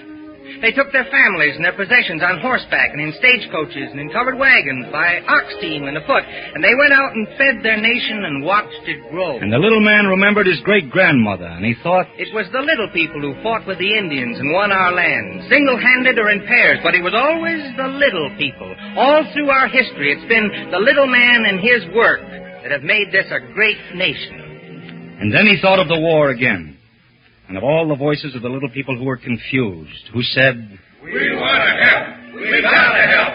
What do you want us to do?" "I'm from Massachusetts. Somewhere there must be a job for me. But where is it?" "I'm from New Jersey. The men in the Army, the men in the Navy, men and women in factories and munitions plants and on assembly lines, they've got a job. What do you want me to do?" "I'm from Indiana. Granted, I can't sit here and twiddle my thumbs. There's work to be done. And don't tell me there isn't. But what do you want us to do?" Yes, the little man could hear all of these voices, and because he was one of them, he knew why they were confused, and he thought, they're right. The men in Washington can't win this war all by themselves. It's us. The little people who have to produce the food, the weapons, and the fighters that'll win the war. And if we want, we can do it with production. Not in 1943 or 4 or 1945, but production now. Production now. Production now. Production now. And so, as he walked along the streets of Gilead and met his friends, he said to them, There's a meeting on Washington's birthday at the Opera House. Wish you could come. Glad to, Fred, glad to. What's it for? We're going to discuss how we can get into production now. Production now? Production now, production now, production now. And he walked along the street and he met another friend. And he told this man to ask his friend. Ask your friends. Bring along everyone you can. We want representative people from all over the county. We're going to talk about production now. Production now, production now, production now. I've been doing a lot of thinking, Bill. The war kind of got close to us here in Morrow County when the hydraulic press company plant began turning out bomber presses. And when that bomber came down Leroy Faust's cornfield, we all want to feel that we have a part in winning this war, and production now gives us the chance. Production now, production now, production now, production. You coming to the meeting, Bill? You coming to the meeting, Henry? You coming, Tom? Oh, Reverend McCutcheon, we'd like you to come and ask God's blessing. Well, they poured down the country roads. Farmers and shop workers and merchants and their families, 15,000 of them. 15,000 little people who had got a great big idea by the tail. The high school band played America. And the little man whose idea it was stood and watched them come in and find their places in the opera house. And their faces were set and determined. And he knew that these were the little people who had built the great nation. And that their big idea couldn't fail. And then the meeting came to order. And the preacher made a prayer. And then the little man and some of the other little people explained their big idea and how they thought it would work. I'm a naive guy. I'm a sucker for ideals. Sitting and talking with my wife in Washington, I got to thinking, Congress can't win this war by themselves. The president can't win it by himself. MacArthur can't do it alone. They're all bent down with the greatest load on their shoulders since Christ started up the slope of Calvary. Then I got the conviction that the common people back home could win this war. Wow! By a kind of guerrilla production program, if you want to call it that. By the people in little places, in the small towns. With everybody pitching in. Not next week, not next year, not 5 years from now. That may be too late. What we want is production now! And here's how we do it.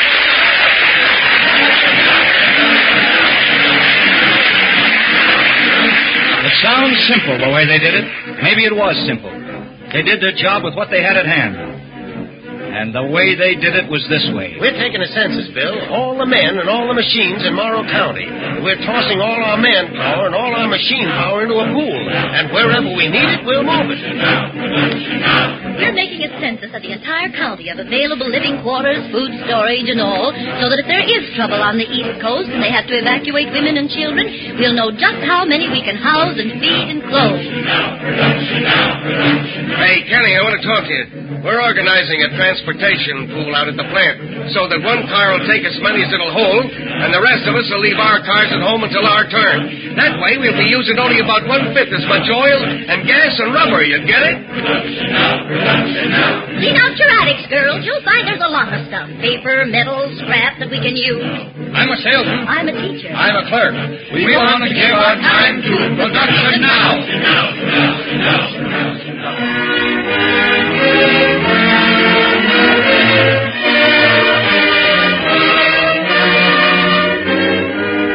Well, that's the way they're doing it out in Morrow County. The little man walked home in the late afternoon sunlight and smiled a little to himself.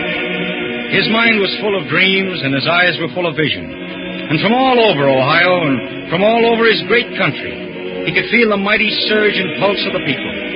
And where there were millions before, only one voice asks now, what shall we do? And where there was only one voice before, millions answered, production now!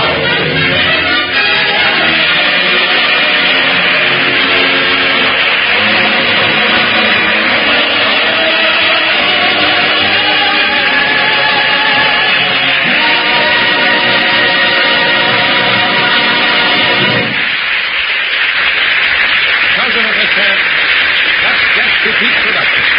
We've got to keep our factories is running 24 hours a day if we're going to win this war.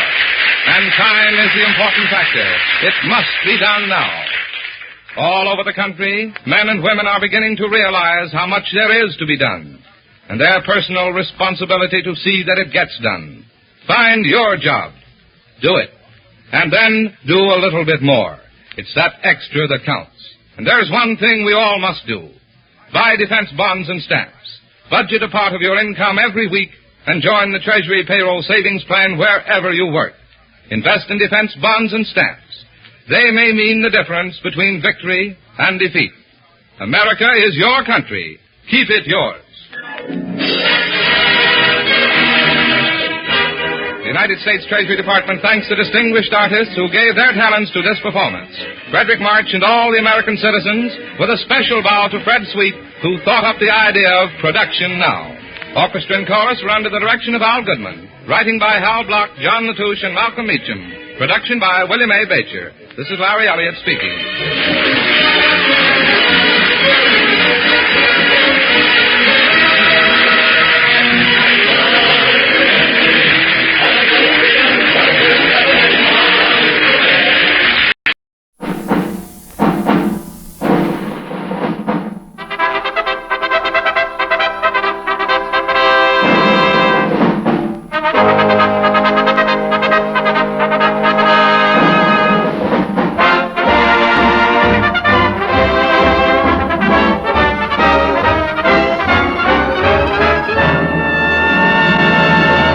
Performance USA, the greatest entertainers in America, as requested by you, the fighting men of the United States Armed Forces throughout the world.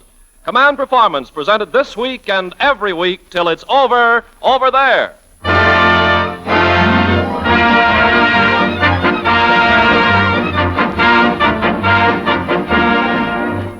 Okay, men, at ease, while the American entertainment front snaps to attention to salute you guys on the fighting fronts. Again, your number one show, presented by the Special Service Division of the War Department, comes knocking on your APO number with your favorite stars of radio, screen, and the concert stage digging into that mountain of swell letters you're piling up. And, speaking of numbers, here's one that comes first on all fronts where there's a shortage of glamour. Mowing down your big request for a song of the islands, your mistress of ceremonies, and guys, take it easy, please, Betty Grable.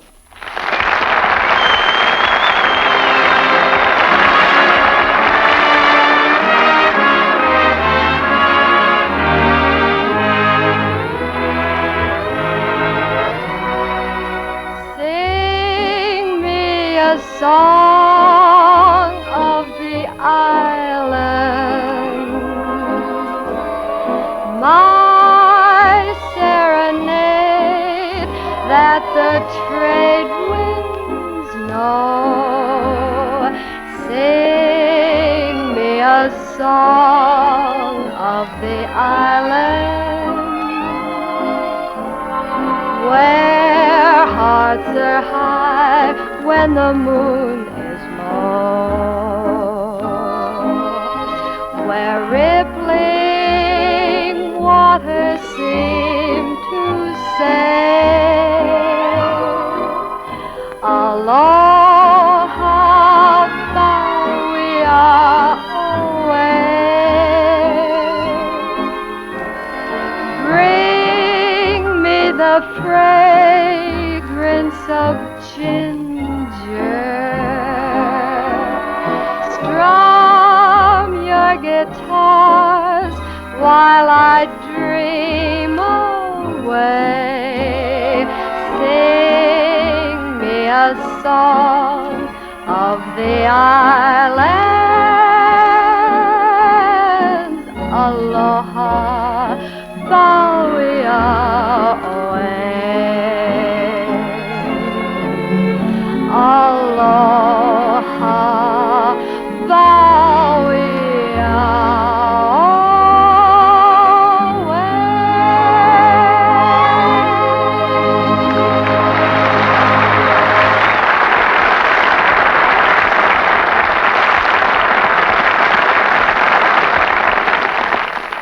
Thanks, Ken Carpenter, and hello, fellas.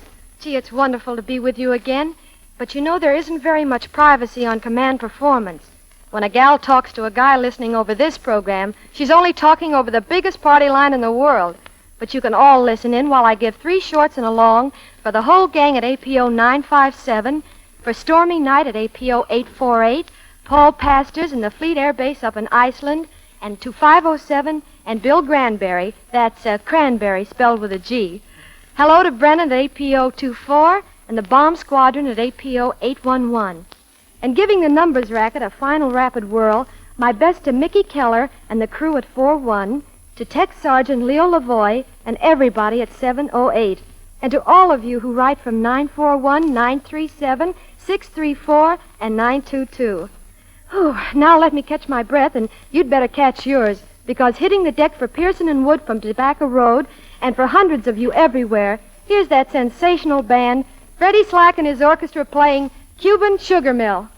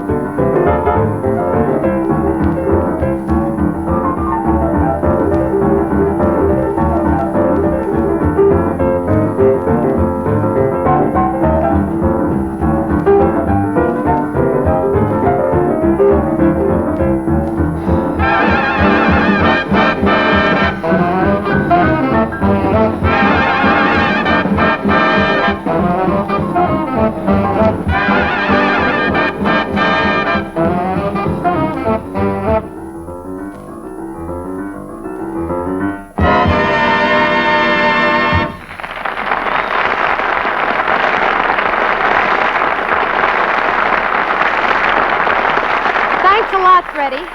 And fellas, Freddie Slack and his orchestra will be back with a hit tune from the hit parade. Not long ago, by request of the RAF in Egypt and India, Pat O'Malley, the Lancashire lad, dropped in to tell you all about Albert and the Lion. Right then and there, a lot of you grabbed your pencils and ordered a second helping, this time for the famous story, Sam, Pick Up Thy Musket. It occurred on the evening before Waterloo, and the troops were lined up on parade. And the sergeant inspecting them, he was a terror, of whom every man was afraid, all excepting one man who was in the front rank, a man by the name of Sam Small. And him and the sergeant were both daggers drawn. They thought not of each other at all. Now, a sergeant walked past, he was swinging his arm, and he happened to brush against Sam. And knocking his musket clean out of his hand, it fell to the ground with a slam. "Pick it up," said the sergeant, abrupt-like, but cool. But old Sam, with a shake of his head, said, "Seeing as thou knocked it out of me hand, perhaps thou'll pick the thing up instead." "Sam! Sam! Pick up thy musket!" the sergeant exclaimed with a roar. Sam said, "Thou knocked it down.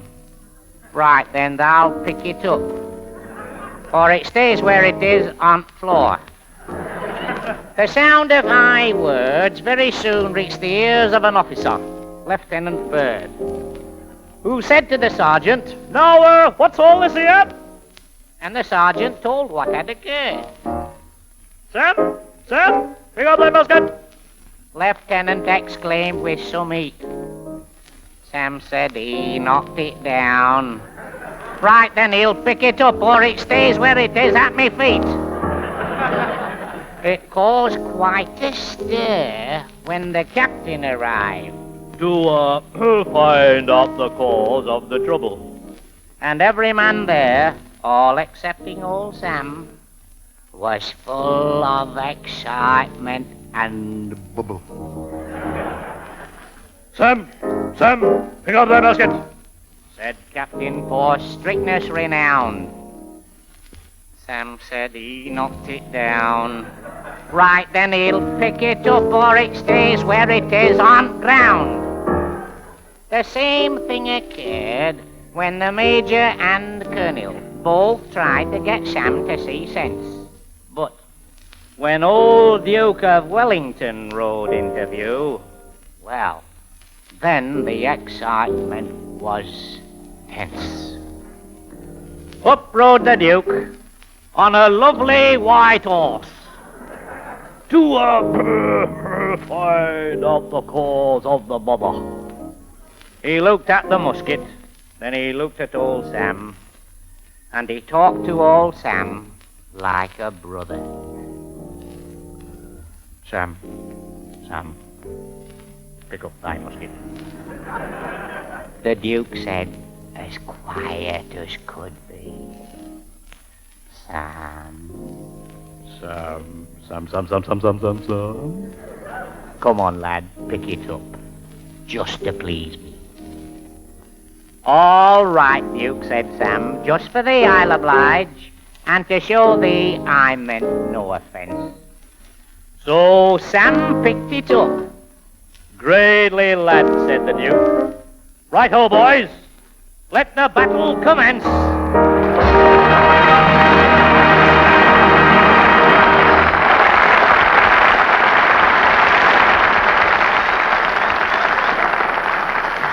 Many thanks, Pat O'Malley, and your wee hen Madge.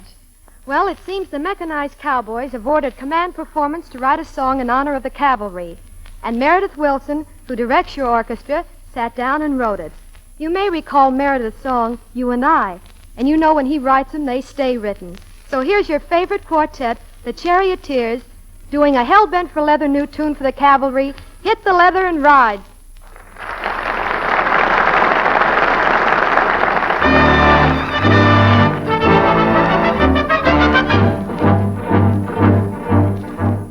It's a far cry from San Juan Hill to the gallant 26 at Midham. Now the spurs blend their jingle with the clank of a tank. Our scouts reconnoiter to protect the Yankee flank. Our mechanized security gives money in the bank. It's a cavalry rolling on. We're gonna hit the leather and ride, take it on in our stride. Hit the leather and ride all the way. And though we're glad to know the infantry's behind us, they'll have to eat cavalry dust to find us. Let every son of a galloping Yank jump in a saddle or tank. Hit the leather and ride all the way. Though some are mechanized, you recognize the outfit. We're riding hell-bent for leather today. Let your spurs dig in. Let the charge begin. Let the order to rally roll through the valley like the roll of the drum. Let the hoofs ring too in a wild tattoo. Colonel Teddy and Custer, oh how we'll muster. Great day comes. We're gonna hit the leather and ride, take it on in our stride. Hit the leather and ride all the way. And though we're glad to know the infantry's behind us, they'll have to eat cavalry dust to find us. Let every son of a galloping Yank jump in a saddle or tank. Hit the leather and ride all the way. Though some are mechanized, you recognize the outfit. We're riding hell-bent for leather today.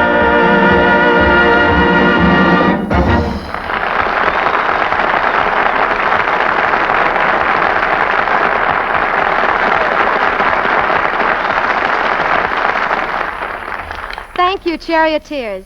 Well, fellas, I don't know if this next request is a rib or not, But here's the letter signed by Sergeants Madison and Creel at APO 848. Dear Command Performance, we're the Colorado Kids, and we enjoy our show very much, but there's one thing missing. We'd like to hear a goat bleat. We left goat country over 2 years ago, and we miss the little critters. They're gentle and they don't take up much room, so please have a goat bleat, a greeting from Colorado. How about that, a goat bleat yet? But you asked for it, a nice, sweet little goat. Okay, Nanny.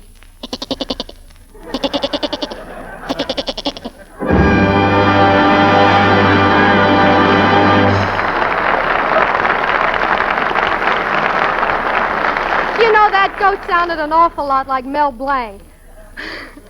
On Command Performance, we thoroughly agree with Private First Class Tom Wyatt, APO 953. Tom says, to hear someone's voice from home is a thrill beyond description, and my big thrill would come if the greatest singer of all time, born in my hometown of Philadelphia, would sing for my buddies and me. Well, Tom, get ready for your big thrill. By worldwide command of the AEF, we say happy birthday and welcome to Command Performance, Marian Anderson.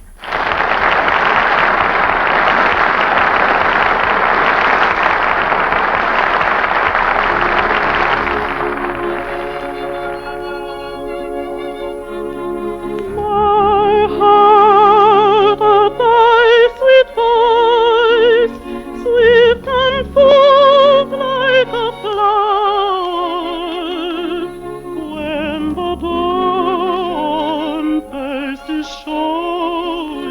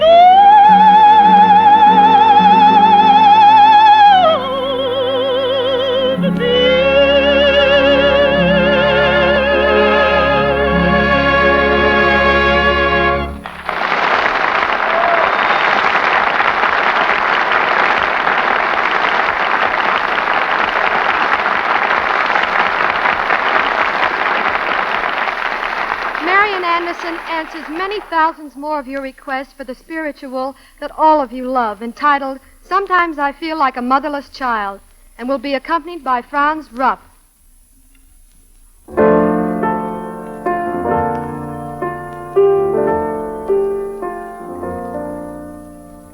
Sometimes I feel like a motherless child. Sometimes I feel like a motherless child. Sometimes I feel like a motherless child. Oh, Lord.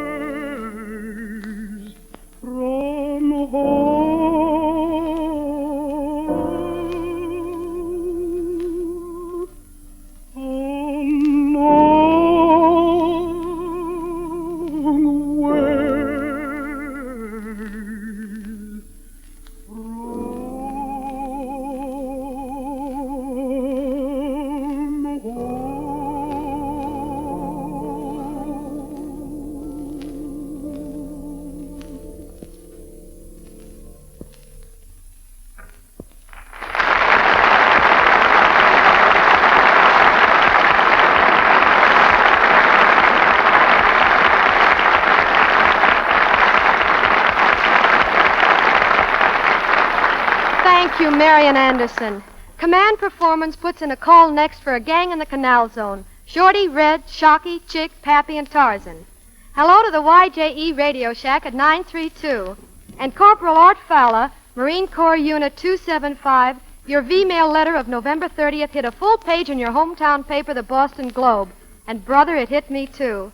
And now Freddie Slack and his orchestra with Margaret Whiting sends you one of the very top tunes here at home, Black Magic.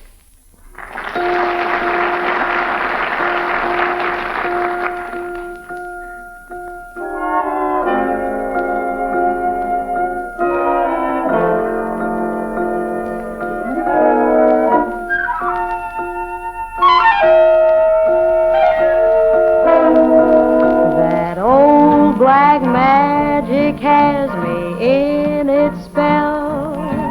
That old black magic that you weave so well. Those icy fingers up and down my spine. The same old witchcraft when your eyes meet mine. The same old tingle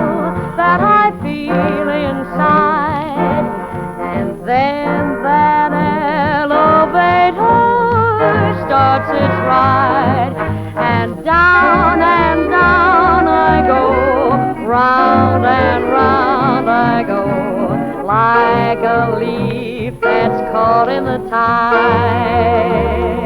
I should stay away, but what can I do? I hear your name, and I'm aflame with such a burning desire that only your kiss can put out the fire. For you're the lover I have waited for, the maid that fate had me created for, and every time your lips meet mine, darling, down and down I go, round and round I go, in a spin, loving the spin I'm in, under that old black magic called love.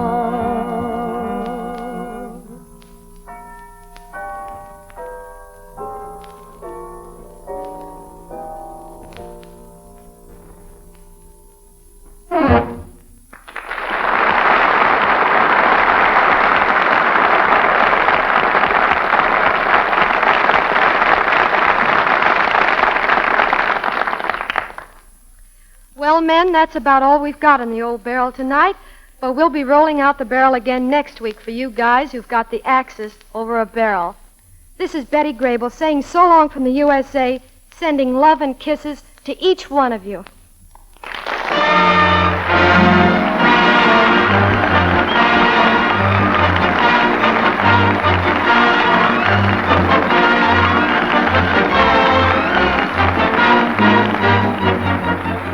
Command Performance is produced for you men in the armed forces of the United Nations by the Special Service Division of the War Department of the United States of America.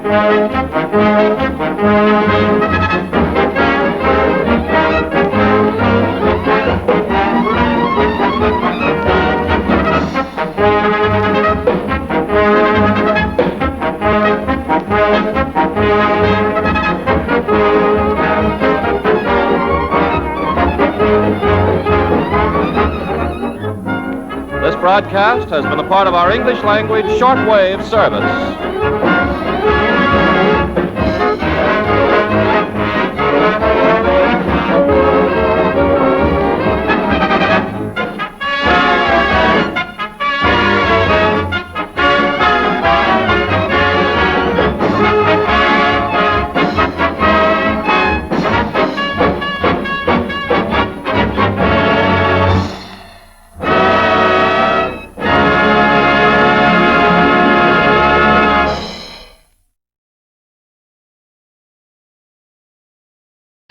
Yanks, the Army Weekly presents G.I. Jive.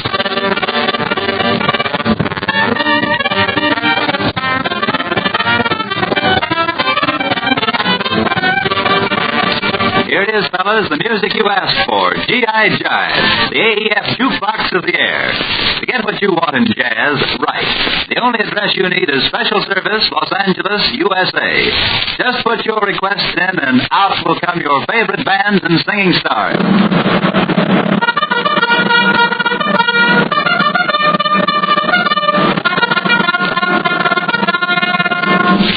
Well, men, as the governor of North Carolina said to the governor of South Carolina, well, beat my chops, Pops. I hear tell there's going to be a riff session around this here territory, so let's hinge on to it just lively and politely. Yes, the good old cat was right, because we're fixing the kicks up right now, and you'll be getting them in a minute. All you have to do is lean back while we blow it out the old jukebox. So look out, it's the stomp treatment of Hallelujah.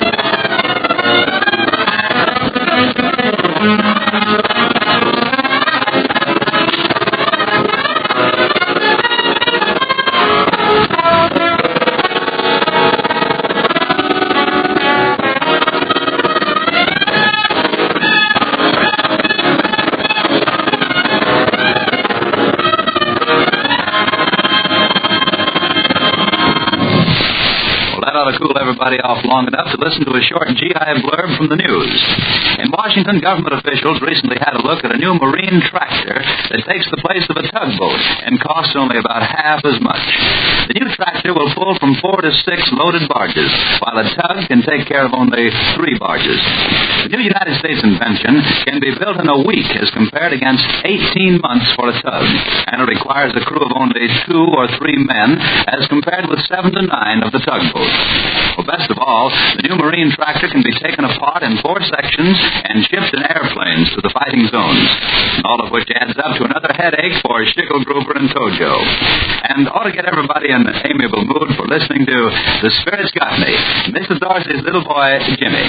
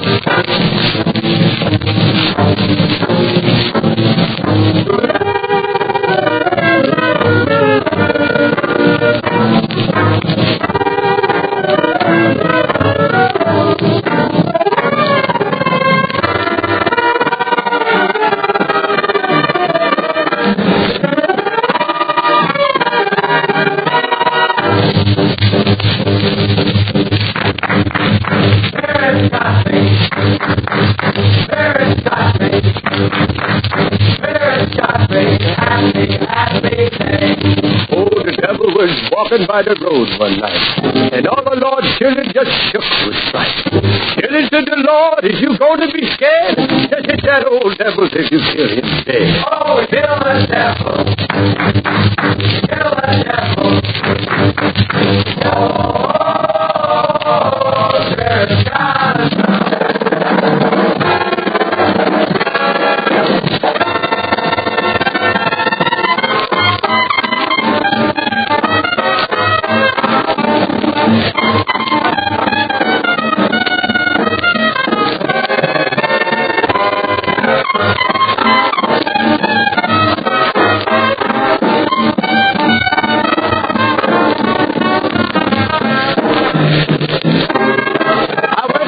Meeting church today, and the preacher man, he had lots to say. Brethren, he said, for our coals to roll, got the money in the box, and I'll pray for your soul.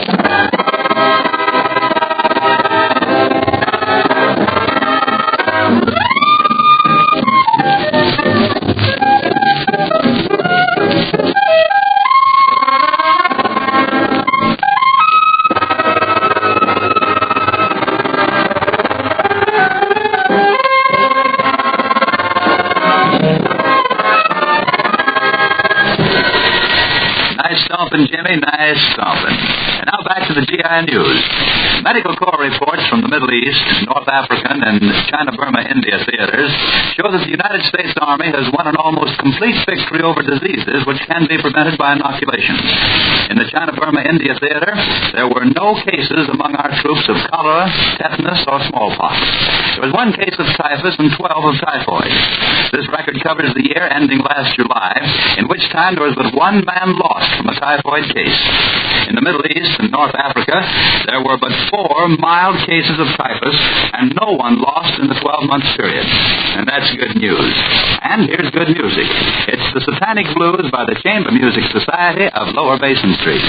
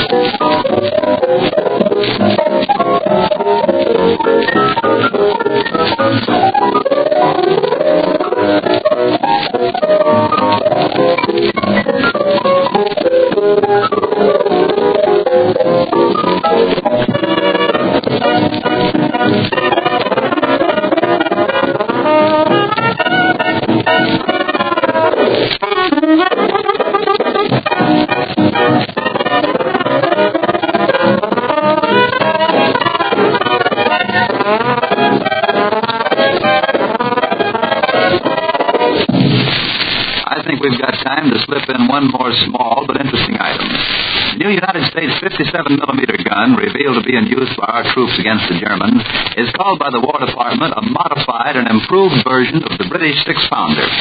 Used chiefly as an anti-tank gun, our new 57 has replaced the 37-millimeter because of heavier armor on German tanks. As the Nazis brought in heavier and better protected tanks, the 37's effectiveness dropped. The 57-millimeter is the Army's answer, and by now the Germans have been made to know it, so it's no military secret. However, just for no reason at all, we're going to give out with Claude Thornhill's arrangement of the military secret.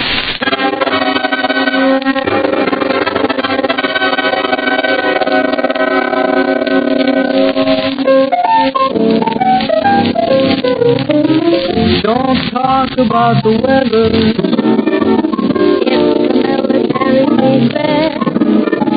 Just keep your wits together. That's the safest way to keep it. These are critical times. Be careful that we're not. In such critical times, you gotta watch out for sabotage. I've gotta talk to someone. Don't give any information. It's smart to be a dumb one. Simply change the conversation. Let's talk about love. That's what I'm thinking of. And it's no military secret.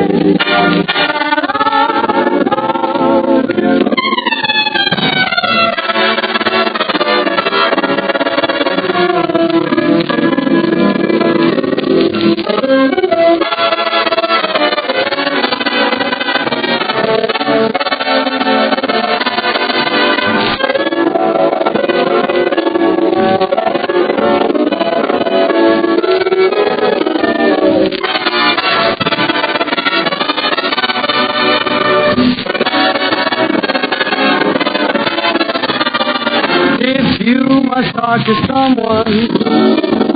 Don't give any information. It's smart to be a dumb one.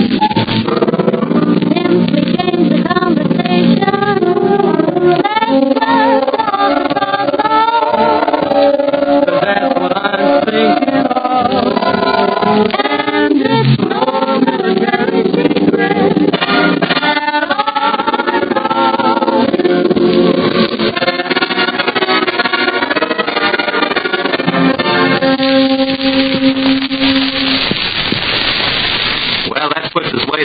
Of the old bounce bin, man, so we'll have to call a halt on this little clam bake. But keep an eye peeled for return engagement of the old jukebox very soon. Until then, so long, and I'll be seeing you.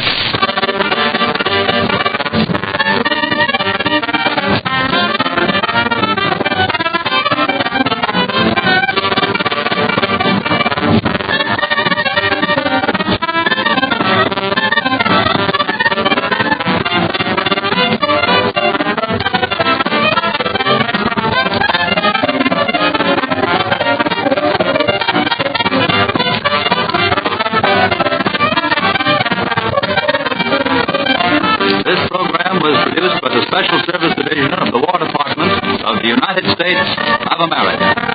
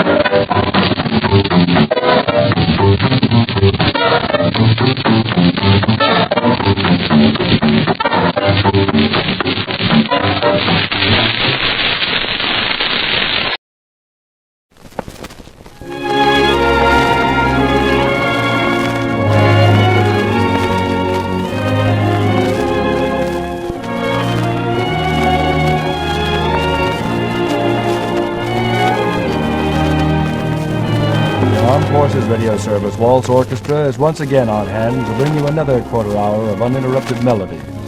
Melodies designed to put you at ease. So relax and listen.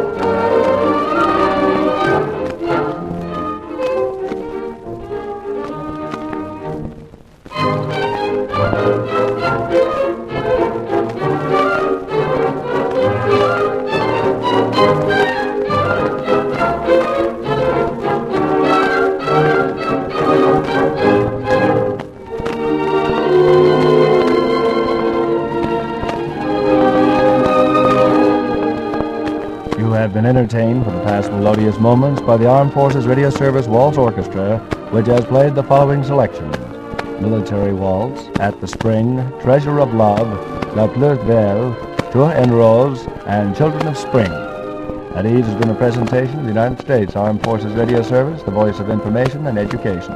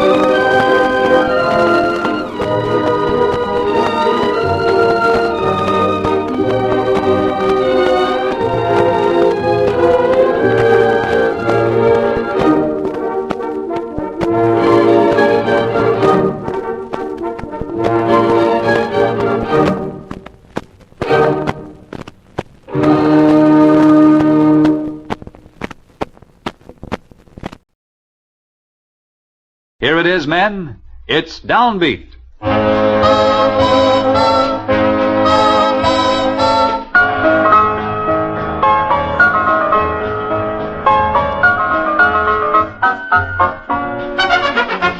Chopin's Polonaise. And with the ivories played like that, who could be in our Downbeat spotlight today but Carmen Cavallero, the poet of the piano. Come on in, Carmen, and say hello to the gang. Hello, men. What would you like to hear today? Well, I wish they could all be here in person to answer that question, but I'll do the best I can as a poor substitute. How about your fine arrangement of that old favorite, Tea for Two? No sooner requested than granted.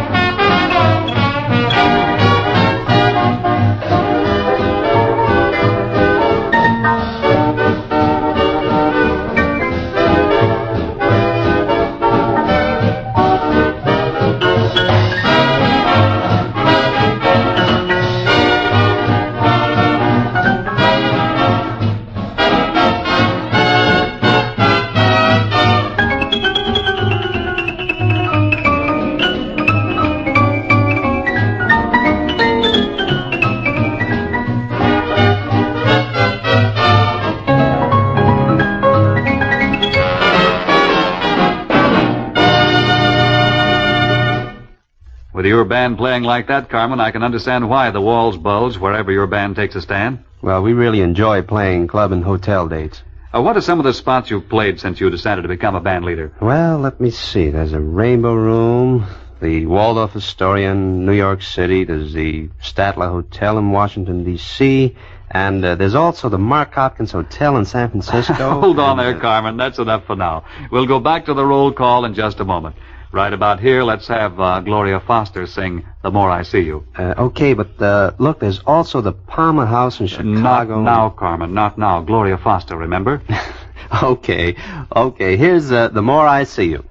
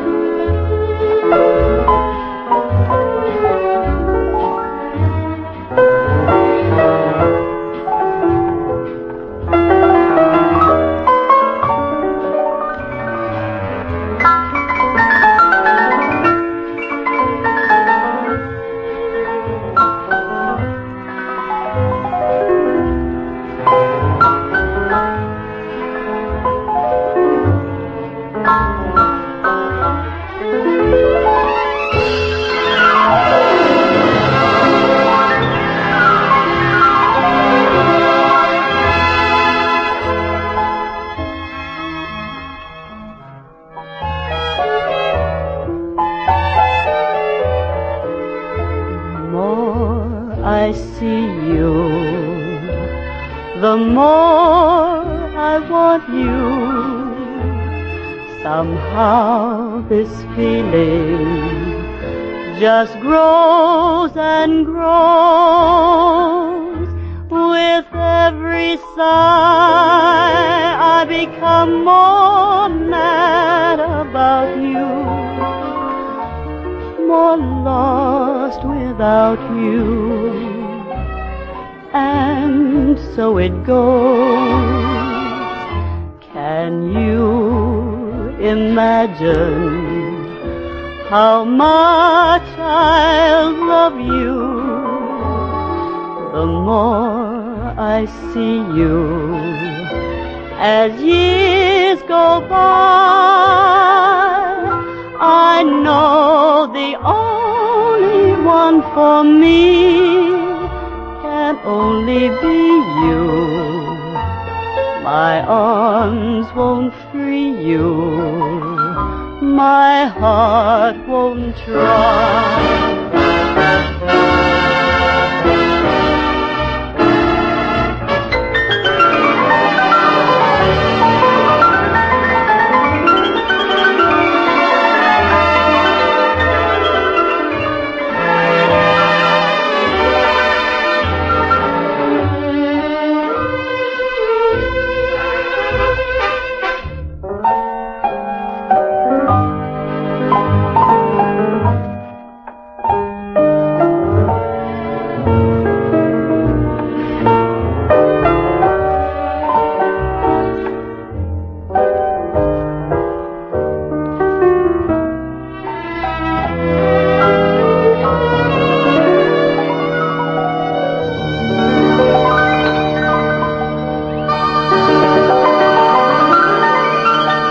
Beautiful, Miss Foster.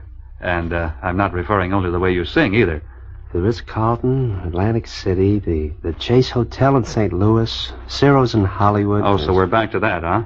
Quite a list there, though, Carmen. Which one of those do you like the best? Well, that's hard to say, Harfield. Each one has certain memories connected with it that stand out in my mind.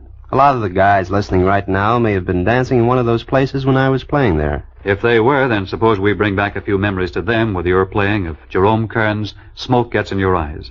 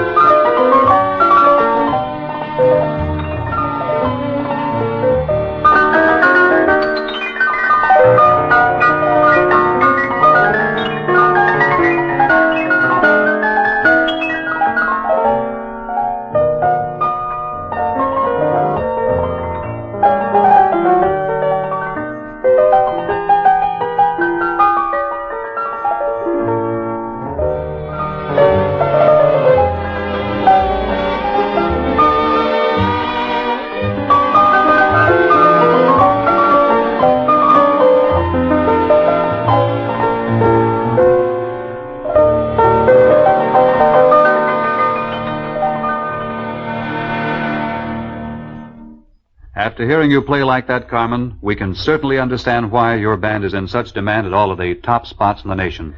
We attempt to make our music as diversified as possible.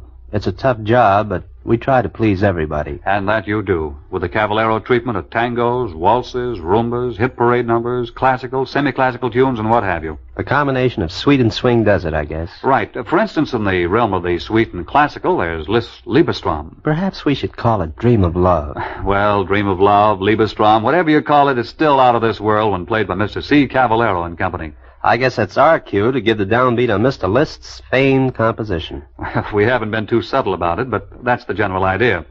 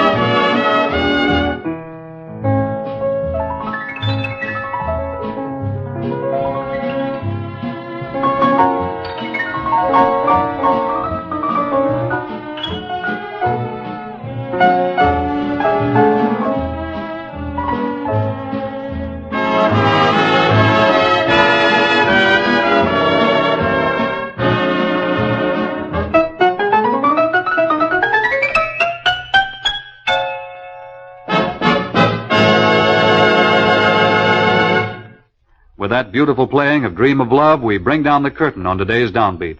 Playing guest today on the old bandstand has been Carmen Caballero, poet of the piano and occupier of one of the top rungs on the ladder of musical fame. There's another cue. Mine to say it has been a pleasure being here playing for you. And mine to say that I hope you'll come back again soon. And mine to say, hey, this could go on indefinitely. So long, fellas.